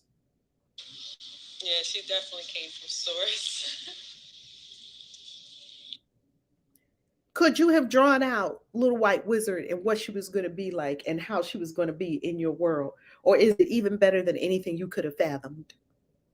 It's even better than I could fathom. I love that little girl. There you have it. And that's exactly how your love is coming to you. Exactly like that. So let's let the universe work the magic. Let's let it. Let's allow. And be that which you desire. How does that sound, Zahir? That sounds spectacular. I feel super free and even more confident now with this dating. I'm going to amp up even more within myself the magic that I want to attract just by being it. I'm just going to be what I want to attract. So, yes. Thank you. Thank you for that, Kais. Yummy. Do you have your wand out? Do you have your wand out? I don't have it out in my hand, but I definitely know where it is. All right. You need to get the wand out. You need to get all the sex magic toys out, all the tantra stuff. Get it all ready. Get it out. Start working it. Yummy. Come on now. Yes. Work that shit. Work it. Who's next? Good morning. One moment. I'm so sorry. The baby has a whole head full of locks. Oh, good. We can turn off hand. We can turn off hand raising too, because we about to be on here for 5 hours today again. Okay, come on. Talk to us, family. Talk to us. Good morning, everyone. Hey, I love this lesson. This forgiveness thing has been very big for me lately. I've been doing a lot of Ho'oponopono, like in the shower and at night. I listen to it.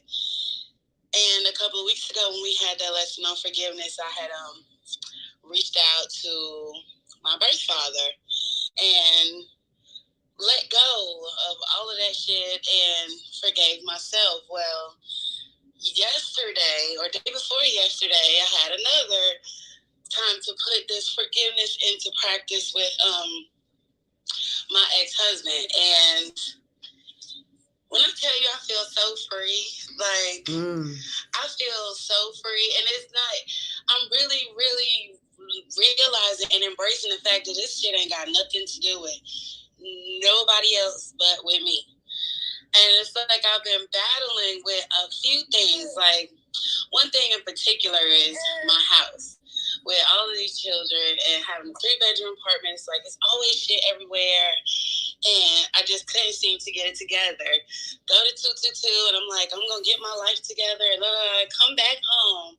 And it's a mess still that I had to face, which was fine. But it's like I'm noticing that as I'm doing the work and as I'm healing and forgiving myself, everything around me is starting to straighten up. It's like, and then it dawned on me, it's like, oh, it's order of operations. It's like, you can't go and clean up the outside first and then expect the inside to change. It's the inside that has to change and you have to clean up, and then everything else by law will do the same. So it's just a lot of eye-opening experiences that I'm very, very grateful for, because every day I am getting freed of something that I was holding on to, and it's amazing.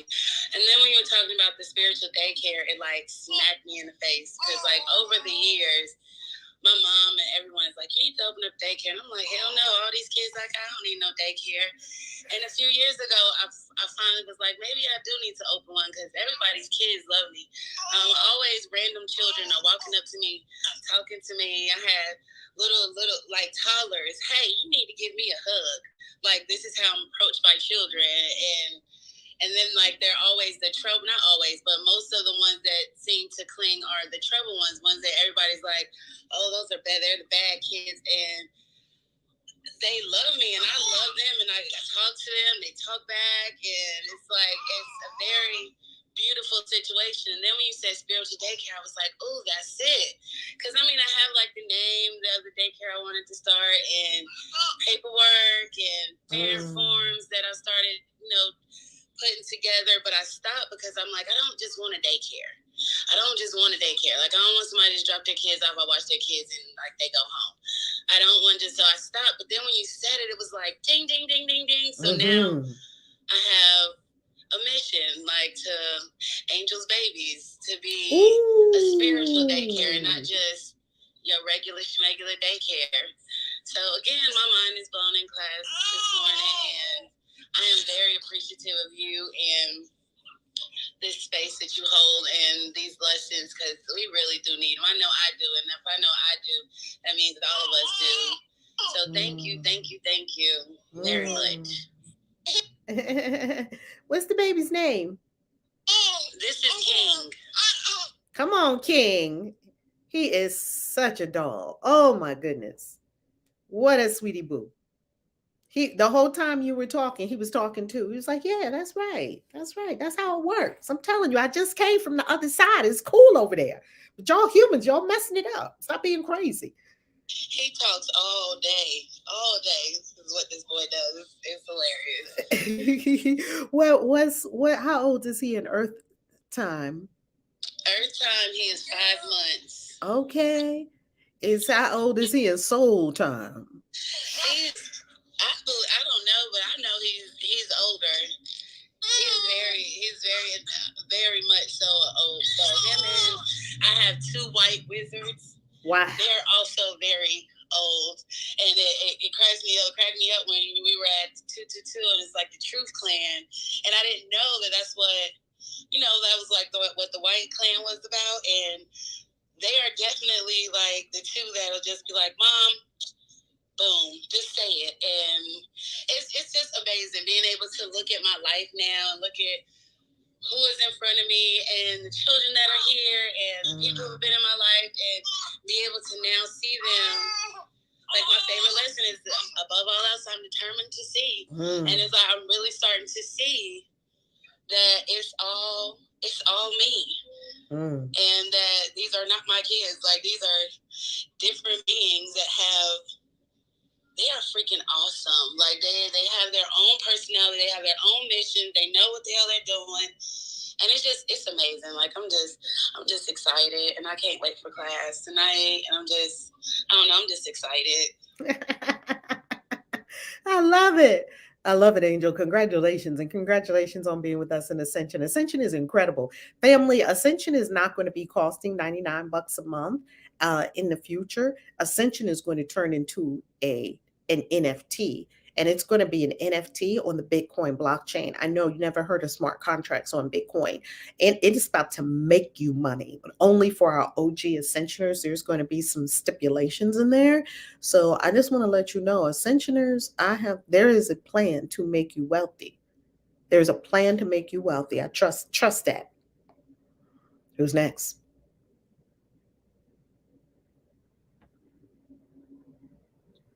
God loving family, how are you?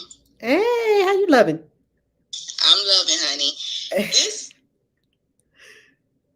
lesson is amazing. Like, because I'm still going through forgiving myself for not being what I thought I was being, for not loving people how I thought I was loving people, for being ignorant, for losing myself. And it's like, you can't forgive nobody else if you haven't forgiven yourself first. And I'm still going through that. And I just wanted to say that this is amazing on showing me the things that I thought I had right, but know that I don't have right. So I'm complete. I'm just wanting to say thank you. And I got a lot to learn about forgiving myself. But I'm complete. You know, Wendy, what I'm hearing is something that I experience when I forgive.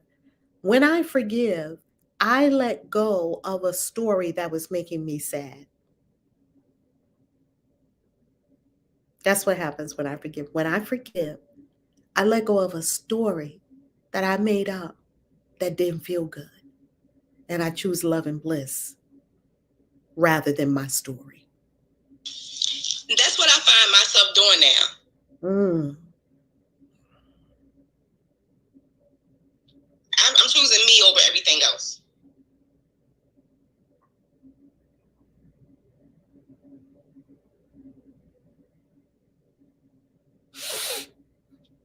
And I'm loving it.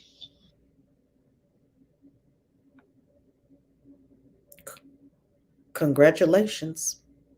Congratulations. We were taught that was rude and selfish to love yourself. We were taught to give away pieces of ourselves to people that didn't appreciate it, nor would they honor it.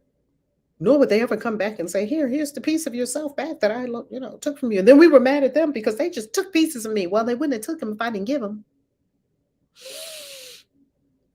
All that ends. I reclaim my divine inheritance and my godhood. I reclaim it. Who's wrapping us up today? Who's next? Thank you so much, Wendy. See you tonight. Yes, ma'am. We'll be there. But I've been having some problems with trying to make my account, but we'll get into that. Yes, indeed. We got you. We got you. Was Renice on? I thought, was that Renice that we saw? Harmony, talk to us about Dubai. You muted, Rev? Oh, thank you. Harmony, talk to us about Dubai. Dubai, I found my whole heart, soul, and spirit in Dubai. So I'm really excited about everybody that has registered thus far. This whole experience is giving me life, and we're not even there yet. If you are wanting to learn more about Dubai, the link is pinned to the top. We will be going for our Quantum Leap experience in April 24th through the 30th. And magical is my only expectation, because I know that magic is what exactly is going to occur for everyone involved. There is the 222 discount ended March 1st, but there is another offer on the table for people that want to come and not have their accommodations included. So you can get that from the link as well. Is there anything else I should mention about Dubai in this moment? Only the yacht for our 222ers and Never Work Again who took advantage of the yacht. We got a delicious yacht experience.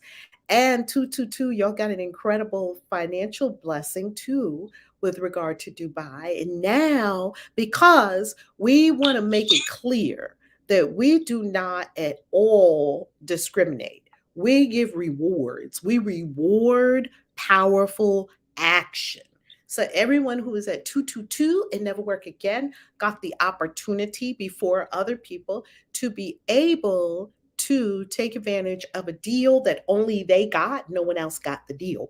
Now you do have the option with Dubai to either have your accommodations included or not.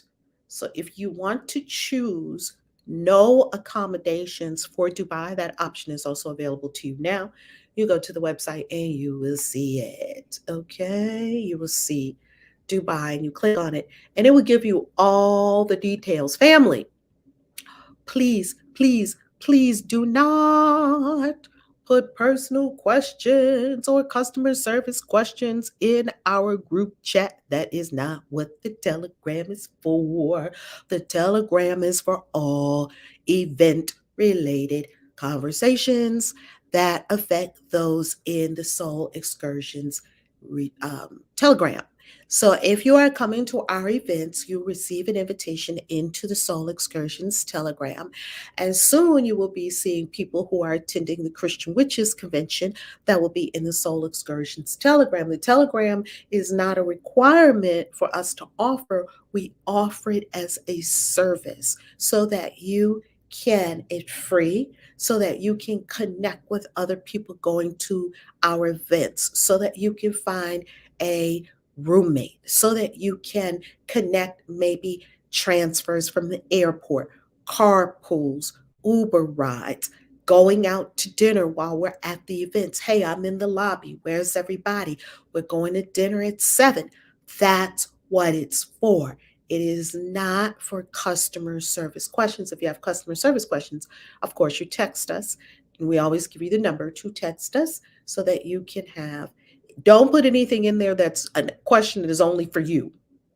That's a good barometer, because we do see conversation that happens in the Telegram that is not what that group is for. And be kind to us who offer the group as a service, no charge at all, just so all of our attendees can connect. Be kind. And group pictures, we love conversation about the events, love it. We love your breakthroughs and your miracles at the event, love it. We love all of the incredible shares that you all have been putting in there, love it. Keep doing that, that's delicious. Harmony? Absolutely. Thank you so much for everybody that dropped the pictures and the videos and the testimonials. Amazing. Those mean everything to us. Oh, yeah. And definitely telling us about your experiences at the event.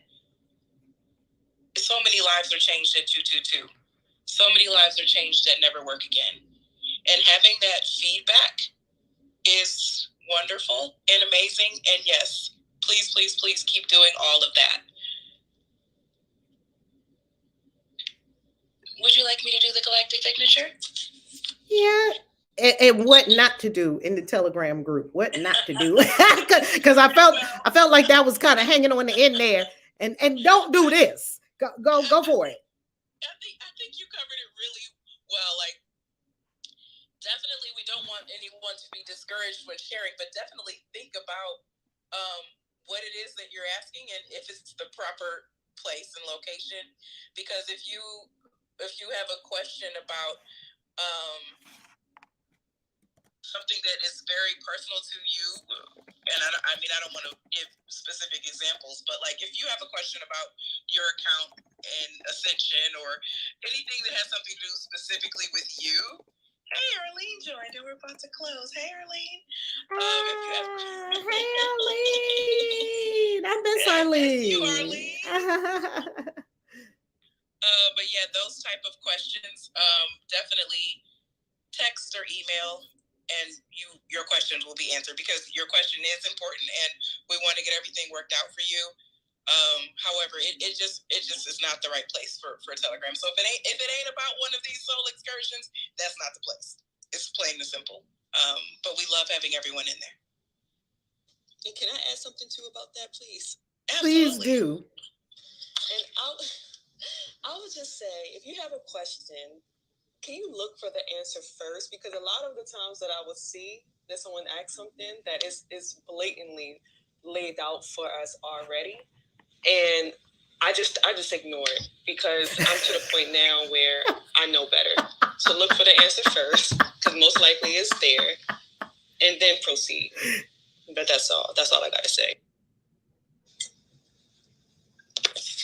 Absolutely, because Reverend Love does an amazing job with creating our pages for the events. So usually, if you just go to the page, you'll find the answer. She does an amazing job with the setting up of the Ascension course. So if you just go through the course, you'll probably find your answer. All the answers are already there, and they say that there's no such thing as a dumb question. I hate that saying because I think there are many dumb questions. Girl, me too. I hate it. I always hated that saying in school. I'm like, I can't believe they raised their hand and asked that question. There is a such thing as a dumb question if you ask me. That's just my opinion. However, most of the answers, like Tania said, are there, and I just want to, and as well that goes to honoring the person or the people that are creating the space. Reverend Love takes a lot of time. Well, probably not, because I've seen her put up a whole website in less than a day, so I don't want to say a lot of time. But there a lot goes into that. So take the time to go through it before asking the question. And if that answer is not there, then yes, ask the question. And I don't want to discourage anybody from asking, but definitely look first. Search the group. We have the Facebook group as well. I'm actually going to be putting in some fun Dubai stuff today. I'm actually working on that now. So we definitely want to make it a fun place. And my thing is, like, I don't want people to leave the group just because there's a whole lot of junk, because that's normally what I would do. Like, I was invited into this travel group on WhatsApp, and I muted that group so fast because everything that came in, it was like a million messages a day. None of it was relevant to me or my life. And so why should I be in that space? So we just want to honor the space and make it a place where everybody wants to be and stay. Very true. And really, all of us have our hands full with creating a lot, so we don't have time for chitter chatter. It's very important when you come together in a group to honor group dynamics. We don't have time for a lot of chitter chatter. We don't have time for a lot of questions that are easily answered. If you press a couple of buttons, we're not going to respond to that.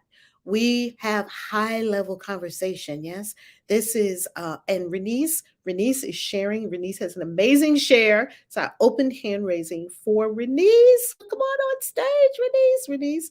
I'm so happy that you persevered. Thank you for persevering. So family, we simply want you to be aware, conscious. This is a large group of people, more people coming. We have more people already registered for the Christian Witches Convention than we're at 222, which is lovely. We do not. Yes, we do. Yes, we do. We already surpassed that before. Please, family, there will be 300 people in the group. Do you really think that 300 people, 500 people, do we really think that we can answer questions that were already answered on the website? We're not going to do it. And do you really think that we're going to be in little chitter chatter or removing comments that are not to be here? Everyone conduct and comport yourself as a spiritual gangster and as a master of self. Don't ask questions that you can find the answer for. At least exhaust all your means of finding your own answers. This is about being self-initiating. Yes? And we love that. That's life. We used to say that all the time when we were in business, like in business and network marketing and things like that. That's a rule for life. Mm-hmm. Like when people text me random questions all the time, I'm like, did you at least Google it? Ask Siri. Like, that's for life. Like, always try to exhaust all options. And I promise you'll find your answer. Yeah, you'll find the answer. And ask spirit. That's the first thing you do. We're in a spiritual community. And this is a spiritual unfoldment we're in every morning. So ask spirit, is this even a question that is worthy of me asking 500 people in a Telegram chat, right? Oh, Renice, you're already on stage. Come on, Renice. Oh, can you hear me? Yes, hi. Hi. Oh my God, I'm so happy. I feel like it's better than The Price is Right. Oh my goodness, seriously, guys. Thank you so much. Valerie Love, I have wanted to meet you forever because I grew up as a Jehovah's Witness from age 2 to 38. Amazing. And I'm 52 now, so I relate to your story so much. So much. Can you guys hear me okay? Yeah, yes, we hear you loud and clear. Okay, and I'll try to make it short because this lesson is amazing. Everything that everyone has said today, I can relate to it, especially on the relationships. But when you said the universe will bring it to you, that's what has happened to me. It's the most amazing thing. But I'll go back a little bit on my journey. On this spiritual journey started around almost 5 years ago. And for the first year and a half, because of my, Jehovah's Witness upbringing and stuff, I did not know what it was. I thought it was something bad happening to me. And it took like a year and a half for me to realize if it was something good happening to me. Yes. But everything that was happening was stuff that I had been taught that it was wrong. So to make a long story short, this journey has been so amazing. And about 21 years ago, I dated a man, and I had been divorced like maybe a year before that. I dated him, but then I moved out of town, and I never seen him again. So I dated, through years, but it was something about this man I loved so much. And so it was probably like about 10 years ago that I just started thinking about him all the time, wondering what he was doing. We were friends on Facebook and stuff like that, but I never let him know how I felt about him. Okay, so let's fast forward back to this spiritual awakening that I'm having. So I have a history of substance abuse. So when the universe awakened within me almost 5 years ago, and on this journey for the first year and a half, I didn't know what it was. When I finally realized what it was, I was right in the crux of substance abuse with pills. Oh, wow. And once I realized that this was a good thing happening to me, and it was happening in the midst of an addiction, that was like against everything that I ever believed. Like, this is God. Like, this is God. Like, I knew it right in the middle of my addiction. Amazing. And when I had thought that addiction was so terrible, I had so much shame, so much guilt. So to make a long story short, about a year and a half ago, just on this journey, I had ascended so much. Everything, so much had fell away. So many attachments had fell away. So many things had changed, except for the fact that I still was doing these pills. And I am a nurse. I got off from work one morning after working 12 hours in spirit. I cut my hair. I had been wearing a wig for like 3 months. That morning I got off, I cut my hair. Pretty much bald. And when I looked in the mirror, Spirit spoke to me and said, it's time for you to go to Arizona. I had been looking at Arizona, studying the energy there in Sedona and all of that. That morning, when I got off of work, I had $150 in my pocket. I put everything in my car and I went to Arizona. I didn't know anybody there. I ended up going to a domestic violence shelter there. And that thing, it didn't even look like this. Nice. It's like 30 minutes from Sedona in Cottonwood. So to make a long story short, once again, I stayed there in Cottonwood for about 8 months, and I moved to Mesa. But now the main reason that I left Nashville, Tennessee to go to Arizona was because of the pills. That was the way that that's just what Spirit told me to do. But when I got to Cottonwood, I started on this so-called, I stopped the pills, but about a week after being there, I ran into something called kratom, which they said was some kind of, it became addictive. We'll just put it like that. So then about after 8 months there in Cottonwood, I left there and went to Mesa. And I just completely quit everything. I was smoking cigarettes at the time too. That was my struggle as well for many years. When I got to Mesa, everything just fell away. The cigarettes fell away. The kratom fell away. I wasn't doing the pills anymore. And I ran into the Course in Miracles book. And I read the entire book, within a few weeks. What? And when listen, you guys, when my mind was clear for, after being there in Mesa for like 3 or 4 months, and I was totally clear. It was like I was on I was on a whole other level. I was in another dimension. The stuff that I was reading about in the Course in Miracles, I started to experience like everything outside of me was a reflection of what was going on inside of me, and what I was experiencing inside was just peace. But I also felt like a little girl. Like I didn't know the someone that says I don't know what anything is for. I experienced that literally. Like it was like a whole new world to me. And I didn't do Facebook a lot, but something told me to go on Facebook, and I went on there one day. I said, I'm going to send this guy. I still was thinking about him, but I never was thinking about him like I wanted to be with him. Like I never thought we would be together. It was just that I just was crazy about him for some reason. And I went on Facebook and I sent him a friend request. To make a long story short, are you all hearing me? Yes, I'm hanging on every word. What happened? To make a long story short, as of right now, we are communicating telepathically. And it started down there in Arizona, and I didn't understand. It was like, I sent him a friend request. He accepted a friend request. He started putting all these songs and music. To make a long story short, it's like it's a dimensional difference between us. And so we're communicating on a whole nother level that I didn't even know existed. And it's a spiritual, he's in another dimension. But it's just amazing. It's hard for me to really go any further than that, because I can't. The reason that I'm so excited talking about it to you guys is because I've never been able to talk about it like this. I mean, my girlfriend, I do have one girlfriend that's kind of like into this spirituality to a certain degree, and I tried to talk to her about it, but she was like, "You need to, I mean, I thought I was going crazy and stuff in the beginning.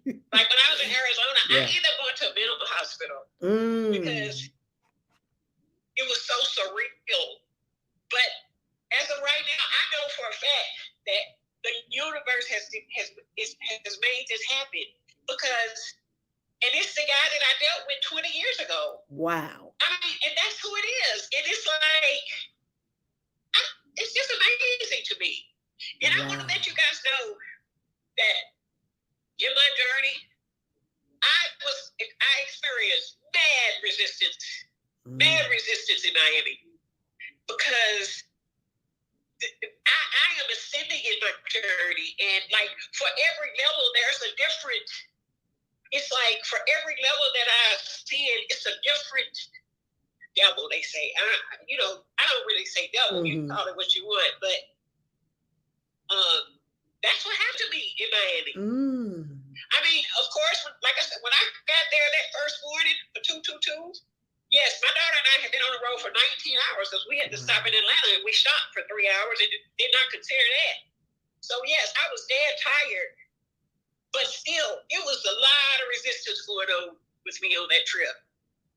And but you know what? Even though it was resistance going on and I ended up leaving early, the spirit, what needed to happen with me making that trip happened. I have experienced a breakthrough. The energy was too powerful. And, I'm just so grateful. It's like, on this journey, if you knew my background as Jehovah's Witness, it's like, and then to be experiencing all of this, which is in total different, you know what I'm saying? It's totally different from everything and my family is still with, my mom and dad are still witnesses. Wow. My 3 sisters are still witnesses. They don't have anything to do with me. And I know for the longest time, that was what kept me in substance abuse. And I'm going to be honest with you guys. I went to a one-day retreat a few months ago. And the retreat was on writing, because I like to write. Writing from a place of silence. And I wasn't doing any substances, no drinking, nothing. Not clear as a child. I went to this one-day retreat. All day long, we were like in nature by ourselves. And then we met back later that evening. It was about 6 of us in the group. And we all came together and shared what we had wrote. And I wrote the most beautiful thing. Like, I cannot even believe to this day that I actually wrote that. That was spirit writing through me. But that day, that very evening, I went and got pills that evening. And I had been clean for almost a year. Wow. And this was just a few months ago. It was like something in me became afraid of that. That writing. Wow. From a place of silence. Because I love the silence now. That's how my life is, silence. And when I wrote what I wrote was something that I had been suppressed for my whole life. And it was so beautiful. And then I went out and relapsed they call it relapse or whatever. I went and bought 2 or 3 pills. But to make a long story short, I still am having an issue with it again, with the pills. So I just wanted to share that. And in spite of that, it's like my friend, he is here for me. Even through that. The universe is here. The universe is here for me, and it's like that is you know what I'm saying? I wonder, and I want to know this. Am I not forgiving myself? Like, I wonder why it's so hard for me to. What is it that I'm having such a hard time forgiving? I wonder. I just wonder what is it? Like, why? Why do I keep doing this? In spite of the blessings, the beautiful blessings. I'm a creator. I didn't know I was a creator. I'm making jewelry. I'm making jewelry. I'm selling jewelry. I'm a calligrapher. I'm selling my art. All of these beautiful things are happening. But why would I do this again? That's all I have to say. Wow. Wow. Wow.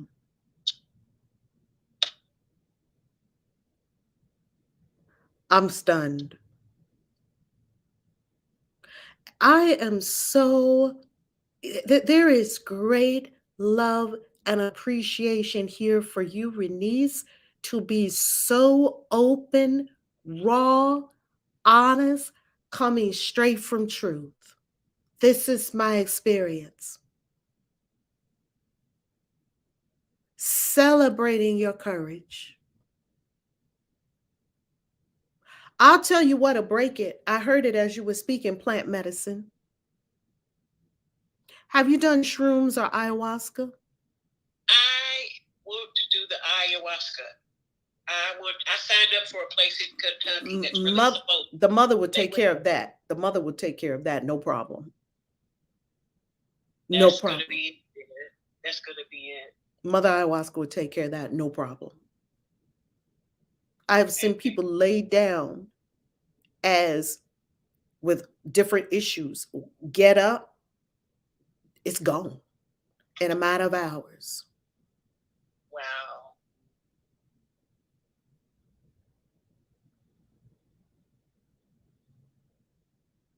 I'm going to start working on my passport. To Matt, you can't tell people what they need. You don't know what she needs. Going within, she said you need to release. You don't know what she needs. She knows what she needs. You go to spirit and ask, what do you need? Nobody say anything about anybody else. We don't have a right to, we don't have permission to speak on someone else's journey. You got your hands full with your own. I keep telling y'all that, family. Stop talking to other people's experience, because Renice can speak to her experience powerfully. You are the only one that can speak to your experience. The only one. No one can speak to your experience. I'm only here as a humble servant to offer what spirit would have before us on the table. And I heard ayahuasca, shrooms, and 5-MeO-DMT. I heard those three things. Any one of them, you pick any one of them, they will set you free. Ayahuasca or shrooms, magic mushrooms, or 5-MeO-DMT, which is from the frog. You smoke it, and it's like, phew, it's like a 15-minute thing. Some of these things, these different plant medicines, I've had sananga, rapé, ayahuasca, San Pedro, magic mushrooms. I've had a lot of plant medicines. And I have never gone into a plant medicine experience unless I was led by spirit. And the only plant medicines that I take are the ones the spirit takes me to. Yes. I don't just go and say, oh, I'm going to take this plant medicine. I wonder what that's like. I wonder what that's like. You would get your ass whipped. Don't do it. You see, in here is the knowledge and the wisdom of where to come. Renee's spirit brought her here to share with us so that we could hear and get what is our own addiction. I have addictions in my mind. Addictions to being right. Addictions to being unworthy. Addiction. Search your mind. You'll probably find 5 or 10 addictions. Everybody here, everyone here. Don't think Renice is saying something that doesn't apply to you and now every one of us. Yes. Yes, Temet. No issues, no issues. Temet said, I apologize and humbly ask forgiveness. It's beautiful, Temet. It is simply a knowing and an awareness that we each are in our own experience and unfoldment with spirit. It's our unique journey. And we don't know what that journey is. I don't know what that journey is for anyone. I can't speak to it. So nothing wrong. It's just correction. That's all, family. You didn't do anything wrong. It's just correction that we get to look in the mirror. Where am I addicted? Where am I doing something that I don't want to keep doing, yet I find myself still doing it? I promise you, if you ask yourself the deeper questions, you'll get to it and you'll see it. I'm looking at myself as Renice is speaking. She's speaking my story. I was fucking addicted to sugar for decades. I was addicted to adrenaline, running around, helping everybody, saving everybody, because I needed that adrenaline rush to give my life some meaning. Because I was so depressed. At least adrenaline was like a shot of excitement. Oh, we have many addictions, family. Oh, they don't all look like pills. Thank you, Renice, for making us all aware of our addictions. Addiction to wanting to be right. Addictions to love. Will you love me? Will you love? Addictions to the inappropriate lovers. I was addicted to a man. Oh, I know about addiction.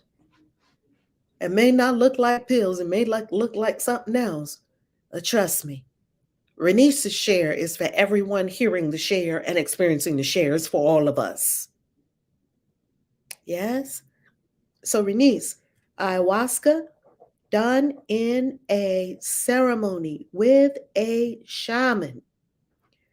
Mushrooms, magic mushrooms, sourced from a reliable source. Spirit will send you the person, and you receive the magic mushrooms, and you do it in a circle. The first time I ever did magic mushrooms, I did a complete magic circle. I did it as a ritual. I drew the circle. I got into the circle. I lit the candles. I called in the angels. I did all the protocols that I would do for every magical operation. Add 5-MeO DMT. 5-MeO magic. The ayahuasca you drink, it's horrific. It's pretty nasty, and it does the job. I never had a plant medicine that was delicious, family. I don't know. Maybe that's just me. The magic mushrooms, you put a whole bunch of mushrooms in your mouth and just chew and chew and chew and chew and chew and chew and chew and lay back and wow. Ayahuasca lasts many hours. Magic mushrooms could last for hours depending on the dosage. 5-MeO DMT, it probably will only take about 15, 20 minutes. They say that's a swift one. I haven't done that one yet. That is the venom from a frog. It's not a plant medicine. It's a venom from a frog, highly, highly, highly hallucinogenic. And see, when you have these plant medicine experiences and these nature experiences also, because the 5-MeO DMT is from a frog, not a plant, as I described, this is really nature's medicine. And I've seen them cut addictions like that. I've seen them cut a lot of things, cut pain out of the body. Oh, so many. And finally, now we are having studies where these drugs, let me not say drugs. What am I saying? It's not a drug. These substances are no longer being considered illegal, that now there are deep studies going on for these substances because, truth be told, the angels told me that when the substances were first revealed by humanity, first, like when LSD burst onto the scene, like in the 60s and 70s, the level of humanity's ascension. So we think that the government banned it. The angels told me that the level of humanity's ascension was not such that we could integrate all those medicines just like that, because they're too potent and too powerful. If we had all taken them, I don't know what would have happened. We would all been somewhere else. That they needed to be integrated, and that we needed time for us to ascend our consciousness to be able to meet these plant medicines and these nature medicines in the appropriate way. That's why it wasn't the president and all them. Presidents can't stop nature. Nobody can stop you from taking a magic mushroom, and it's naturally appearing in nature. It's heaven is putting the appropriate stopgaps in place and is guiding us step by step on our journey, and not letting us have a drink with a fire hose. You can't handle all that at once, right? What are you hearing with regard to the plant medicine? Have you ever heard plant medicine before within your being from source, Renice? Absolutely. Okay. Absolutely, I have. I mean, after I considered it, like I said, I signed up for it about 2 months ago. It's a place in Kentucky that does it. But, I really want to go to the, Peru or something like that. I don't want to do it here in the States because there's a lot of problems with these little places that try to do it here in the States. So definitely that's what I'm going to jump on it. Right after this, I'm jumping on it. I'm going to find me a place because I don't have a passport either. And so I'm going to have to, go ahead and start that process as well. But it's on. It's on now. On and popping! Come on. On and popping. Come on, Renice. On and popping. I'm ready. I'm excited. Wow. I'm going to start packing today. Pack your bags. And there's 2 places I could recommend. One is in the United States and one is in Peru. If you go to Florida, in Florida, I believe it's somewhere in Miami, Fort Lauderdale, somewhere around southern Florida, there is a new retreat center where it's actually legal for them to do ayahuasca. It is legal. It is legal to do ayahuasca in the United States if you belong, if you have a card and you are of the Church of Ayahuasca, because that is the sacrament of the Church of Ayahuasca, is the sacred brew. Or you can go to a place where it is legal to do ayahuasca, and there is a retreat center in Florida that does it legally. And I will tell you that I have not been there, full disclosure. I can tell you that it is recommended because the angels did tell me that this place was legit. And in addition to that, the second resource that I would give you, which is outside of America, which is in Peru, which is where I had my first ayahuasca journeys, profound journeys that I'm still integrating. And that happened years ago. And many ayahuasca journeys since then. My very first ayahuasca journeys, Wiz and I went for our first ever ayahuasca journeys, Etnikas, Etnikas, Etnikas. And Etnikas is in Peru. And Etnikas, hands down, they have the medical doctor, a true medical doctor. They do a physical on you, blood pressure, everything. They do the volcano water where you have to drink 64 ounces of volcano water to completely cleanse out your system from your nose, from the rooter to the tutor. They give you, of course, the ayahuasca, the brew. They have the shamans there. A lot happens in Spanish, so they have an interpreter there. They have a psychiatrist there, psychiatrist/psychologist. They have mental health professional there who, because a lot of people come with a lot of things for ayahuasca. He talks to you about if you've had grief, if you've had addictions. They are a true holistic wellness center. And if they need to, they can prescribe. I've seen them give somebody some Valium. She was in another place with her ayahuasca experience. And they were like, okay, we have to take care. They can take care of you medically, mentally, emotionally, and physically. I've seen them do it. They got it all taken care of in Peru. They got it taken care of. And they will also put you with the shaman who does the cleansing ceremonies before the ayahuasca, which is so very important. He'll beat you with a rosemary bush. I mean, not hard. And he will pray and he will do the sacred chants, which is vibration going through your system to rid your system of all the things that it needs to be rid of before you go into the sacred space. It looks like a big igloo with thatch roof on the top. This is the sacred space where we do the medicine. And this is all done in a very high vibration with people who know what they're doing. The doctor is an experienced doctor. The mental health professional is a licensed mental health professional. The shaman is in spirit realms. He's the walking between the worlds. They have integrated it. Etnikas is integrated.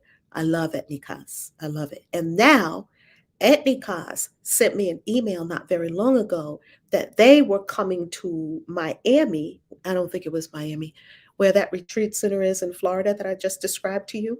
Etnikas came there with their shamans and everything that they have to this retreat center in Florida for a series of ayahuasca experiences, and I could have signed up for them. Spirit didn't tell me to do it, so Spirit gave me my next plant medicine experience, which is the 5-MeO DMT. They will give it to you. They'll tell you everything to do and when to do it. And when they give it to you, don't run to the internet and look for it. It's going to come to you. It's something's going to happen, and it's going to be right in front of me. Something's going to happen with these people at this time in this place. Trust the universe. I trust the universe. How does that sound, Renice? The universe got you. It got you. Yes, I trust the universe totally. Yes, I'm in. I'm on. It's on. I'm telling you, it's on. It's on the I feel it already. It is on, and I am so happy for you that you were there. Well, I did not get a sense that something was wrong because they told me, oh, she was here with her daughter, and then they left, and I didn't have a sense in my being that something was wrong. I was like, oh, okay. Is she okay? Does everybody know? They said, yeah, they were very tired from the trip and whatnot. And then you were with us, and then we didn't see you anymore. I never had the sense that anything was wrong. I did not have that sense. It really wasn't that it was wrong. My daughter had left already. She flew back. And a lot of it was, I was so tired because I had worked 6 12-hour shifts in a row. That's, you know what I mean? Just to get to the trip. And so I was so wore out physically that my energy, and I was like, oh, universe, I don't want to mess up anybody's energy with me being so tired. And, you know, I mean, it was just, but a lot of it was resistance. I know it was resistance. And I mean, I was like, wow, but I did not beat myself up about it. Good. You know, I'm looking forward to the day. I probably will make Dubois, but the New Orleans, I'm looking forward to that trip. So it was excellent, though. Absolutely excellent. Just learning from you. Like, you're an excellent teacher, and I want to be like you when I grow up. I'm serious. You're gonna be like you when you grow up. I know. And you have a powerful work. I said you have a very powerful work and calling to do on the planet. The angels are telling me that there is some great work you're going to do. And it's in your bearing also, because you're tall and statuesque, and that you will be walking into these rooms and you will be doing this work with people. And I see people seated on the floor, and they're sort of seated in circles, and there are mats, and it's not quite yoga. Some practice, some energetic healing thing that you're doing with them, and you're standing at the front, and it's very colorful in this room. And I see that you are using an integration of your work that you have had with the medicine, the actual medicine in your medical life, and the integration of energy, and that you will be able to help people on many levels, especially break addictions. Wow. And I think it's going to be, a lot of it will have to do with juicing, because I'm very passionate about raw vegan. The only thing I do is juice. I hardly eat anything. I just juice. And I'm passionate about it. I'm taking a course on it to become a certified juice therapist. And I everything you just said, it's like, wow, that's absolutely amazing. Because that's what I wanted to teach about.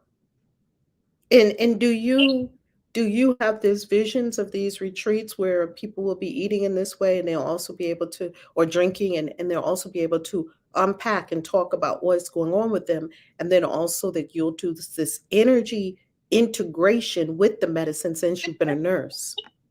Oh my goodness! The part a part of my vision is incorporating the importance of diet with people that are breaking addictions. People that are breaking addictions to substances, alcohol, pills, even cigarettes. You know, it's the importance. One thing that's really left out in where I'm from, you know, in the the poor neighborhoods, or however you want to say it. You know, I'm not saying that would be the actual audience. I'm trying to help anybody that will listen, but particularly in the lower income areas, that's something that's left out when it comes to people recovery. They leave out the importance of diet. So yes, that is definitely a part of my vision, is to integrate. And you know, I'm not against anybody that eat meat or anything like that. Yeah. You know, I don't. People do what they want to do. I do what a lot of people are unaware of. Oh my goodness, the miraculous benefits of juicing. That's what I want to do. I want to make people aware of this awesome supernatural being called juicing, that people just, you know, they're not aware of it. It will heal you. And so, yes, because I've been a nurse for 23 years and I'm no longer interested in passing medication that never heals, and it causes so many more side effects. I'm totally excited about something that heals. And it's that food be thy medicine. Yes. Medicine be thy food. Oh my God. So yes, that's the vision. Yes, you see my vision. I'm seeing it with great crystal clear clarity. I'm seeing it. It's already done in heavens. You know, I like to go snooping around in heaven and look at things like what's that? Like, oh, that's the spiritual daycare that this one is building. Oh, this is the retreats that this one is going to be doing. Wow, this is fabulous. I would love to see this on Earth. You know, and then you go back down the ladder and you look around on Earth. Where's the stuff? Because it's already done in heaven. It's already done. It's already done. And it's a beautiful thing in the universe. Like, you're not alone. Like, you know what I mean? Everybody, nothing is secret.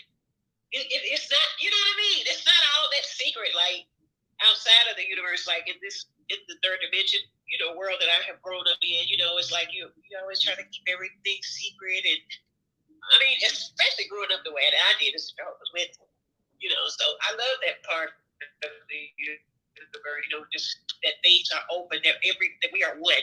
And it's about love and about sharing and helping each other to grow into their best self. I mean, I just love that.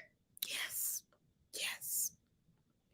Now, there's one more piece too that the angels want me to make sure and say is you had to have the relapse because that gives you the compassion for the people that have the relapse. Because everything that you're experiencing, you're not experiencing it for yourself alone.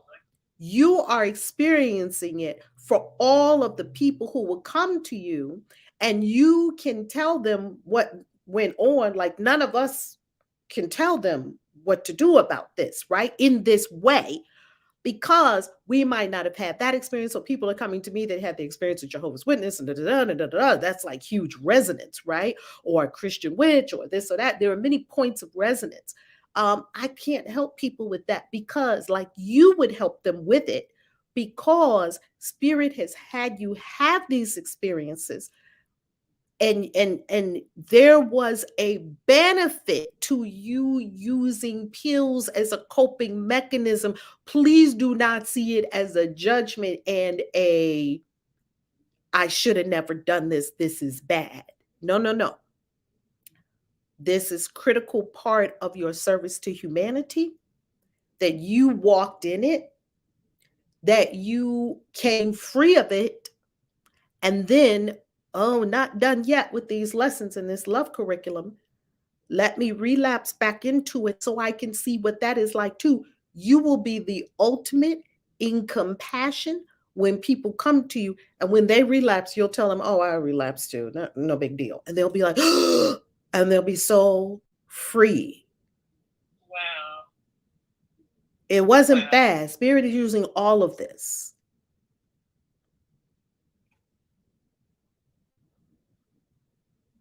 I received that. And continue. No, I was just going to say, because I had been reading more as I've been reading into the Course of Miracles and reading about how no matter what's happening in my life, you said it earlier about how it's about loving everything, and that's difficult. Like I've been reading about how I'm supposed to not hate that, and I have not been hating it like I did for the majority of the time that I was in it. I hated that part of myself. You know what I mean? It is like, but when I moved down there to Arizona and I started to do the work on myself, I was down there like a year, and it was just like I forgave. I felt like I forgave myself for that. I did, and it was like the shame and guilt went away. And around, oh my goodness, the day that it was like around the time before I actually relapsed. I mean, I was in a state of just the bliss. I was experiencing bliss for the first time in my life. I was experiencing just the music of the spheres and just the bliss, and the innocence and the learning these new things that was just happening. Like I'm writing and you know what I mean? All of these things was happening. And then when I realized, it was like I didn't beat myself up like I usually had, but it's still depressing. You know what I mean? Now, let me not say depressing. I am not depressed. That is the wrong word. It's not depressing, but it is frustrating. But I'm glad I shared about it today. Oh, yes. I'm very glad I shared about it today. Oh, very yes. Glad I shared and got that out. Oh, and yes. I already feel an energy shift as a result of that. And, like I said, when I finish this call, I'm going to be following up with finding me an ayahuasca retreat and getting me my passport first and all of that in order. Absolutely. You on your way. Family, if you come to an event, you register for an event, trust that no matter how it shakes out, you got there late, you left early, you missed it, you trust that you are always receiving all you're supposed to receive from the universe. Trust it. Whatever it looks like, it can look crazy. Whatever it looks like, I've been in a lot of situations I was like, I didn't plan it to look like this. Trust is perfect. It's perfect. Denelcia cracks me up. Denelcia said, looked it up. Not going to find volcano water at the gas station or your local mart. No, you will not. And me and Wiz were drinking that volcano water. We had to drink 8-ounce glasses of volcano water. It's like, oh my goodness. And you first drink it, it's like, ugh. It doesn't taste good. It tastes like coconut water. Coconut water is not my fave, even though it's so super good for you. 8-ounce glasses of coconut water. And he was just going all to pieces. He was like, what? I'm like, look. I mean, what can you do? We have to drink it. He was not having a good time. He was not. And then you sit there after you drink 8-ounce glasses of volcano water. You fill your gut with 64 ounces of volcano water. Then it all comes out. Oh yeah, they got all the bathrooms lined up. Oh, you'll be in the bathroom. Everything will come out. Whew, so lovely. And then that's when you find out that you're really full of shit. I was like, well, damn, I'm full of shit. Literally. Okay, are we complete? Renice, you wrapped us up tight today. Let's put this baby to bed. Thank you, Renice. Thank you. I so love and appreciate you. Thank you so much. Thank all of you. That was a wow. Baby love, can I add a 10-second? Yes, and we're gonna let Sylvia come on. Yes, yes, we'll let you share for a quick second, and we're gonna let Sylvia Sylvia share for a quick second, and then hand raising is turned off again. Okay, Princess, and then Sylvia. Okay, go. Okay.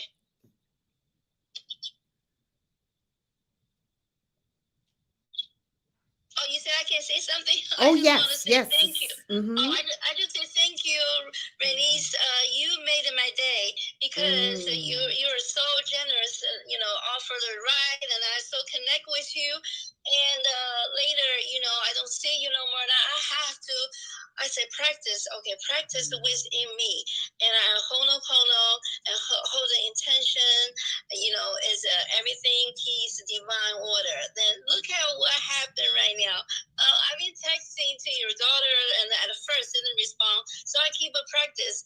It just made my day. Not only for you, I just say, and also I can see how powerful we are. Yes. It's just really working. Thank you so much. Thank you for your showing up. Thank you, everything. Thank you, everybody. I'm complete. Beautiful. Sylvia, you're going to wrap us up. How you loving? Hi, can you hear me? It's a little low, and we're on YouTube too, and we want to be sure YouTube and Facebook can hear us. So if you can speak up a little bit, that'll be great. Okay, is this better? I think so. Go for it. Okay. Well, love, first of all, I just want to say thank you for this beautiful community. Mm-hmm. I have started the whole year with you on YouTube. And for A Course in Miracles. Wow. And I ended up just falling in love with your community here. And I'm beyond grateful to be here. And I wanted to say, this was for earlier, but I'm going to go ahead and put it out there anyways. When y'all were talking about love, and that love asks for nothing, I wanted to share, I think it's when who was sharing, I think it was Tania who was sharing, and about coming into clarity with what she was wanting to see more of in her life. And I wanted to share when my husband died, and I had been with my husband since the age of 17 until the age of 45.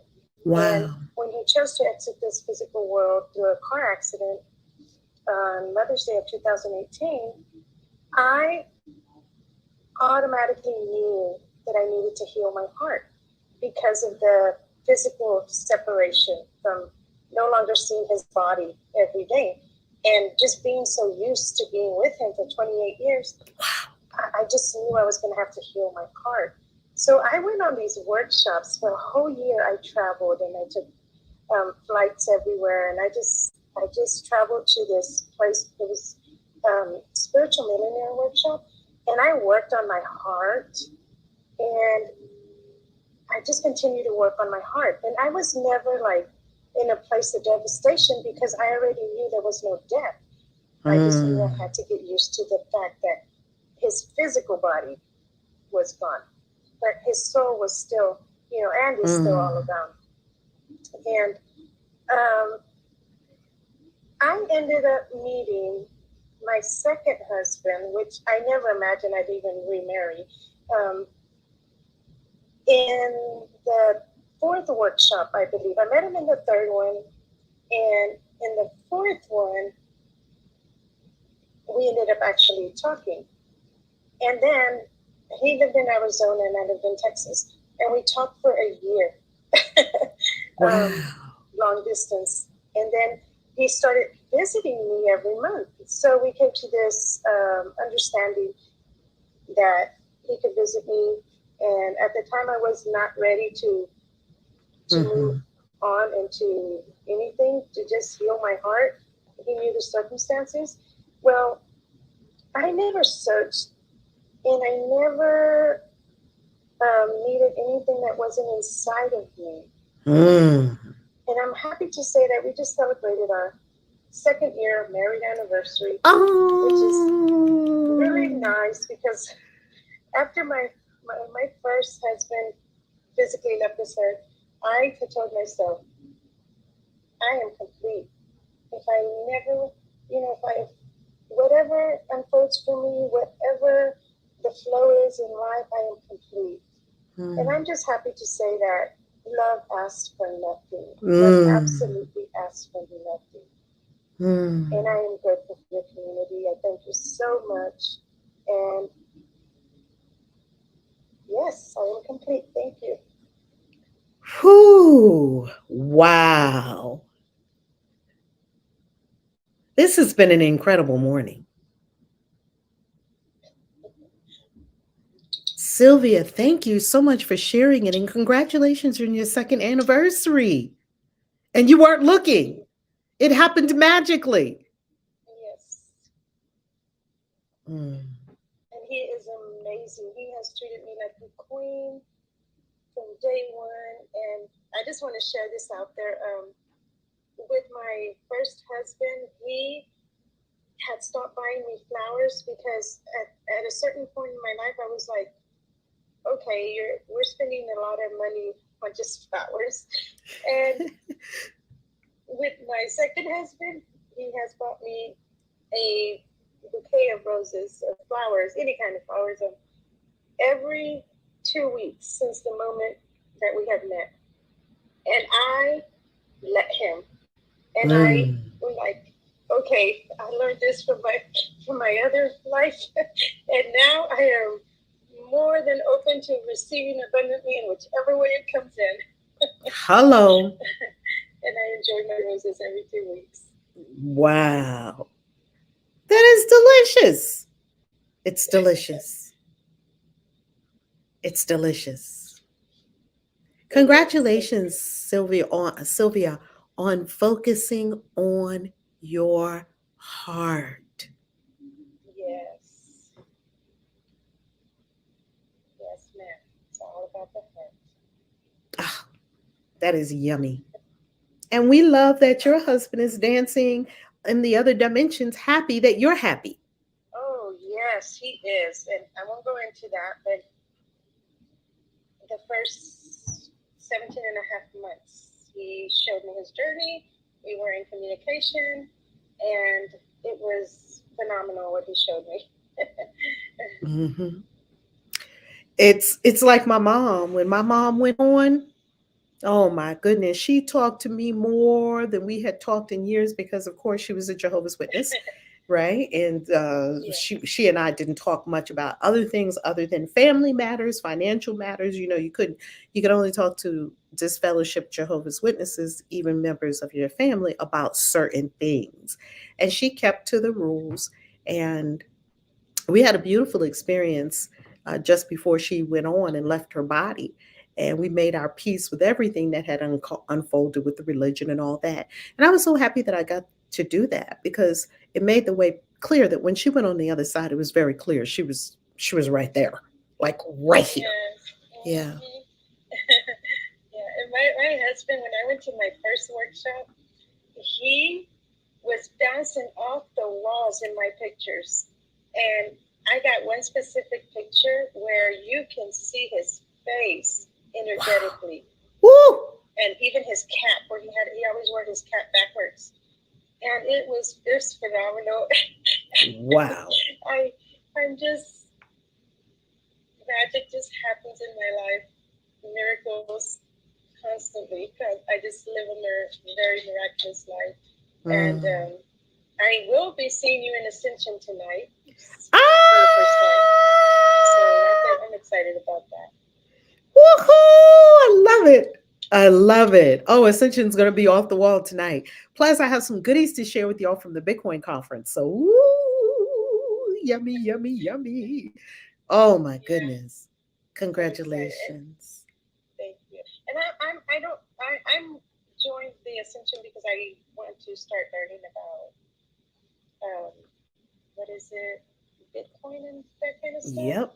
And also that you combine it spiritually with the spiritual. Yes.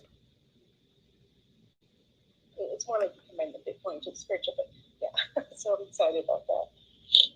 Very nice, because Bitcoin is very spiritual, and going deeper down the rabbit hole, we understand more and more about it and where the planet is going. A great revelation and ascension is happening on the planet. Yes, and it takes all of us to be on board, right? As many of us can let's be on board. Absolutely.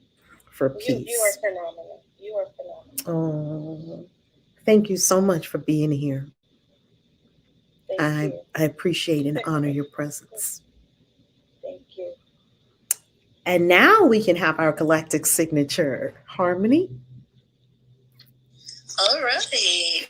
That was a beautiful share. Wow, so beautiful. Sylvia, I really enjoyed your share. Today we are Kin 184, Yellow Lunar Seed. We are in the year of the Yellow Seed. I polarize in order to target. Stabilizing awareness, I seal the input of flowering with the lunar tone of challenge. I am guided by the power of intelligence. I am a galactic activation portal.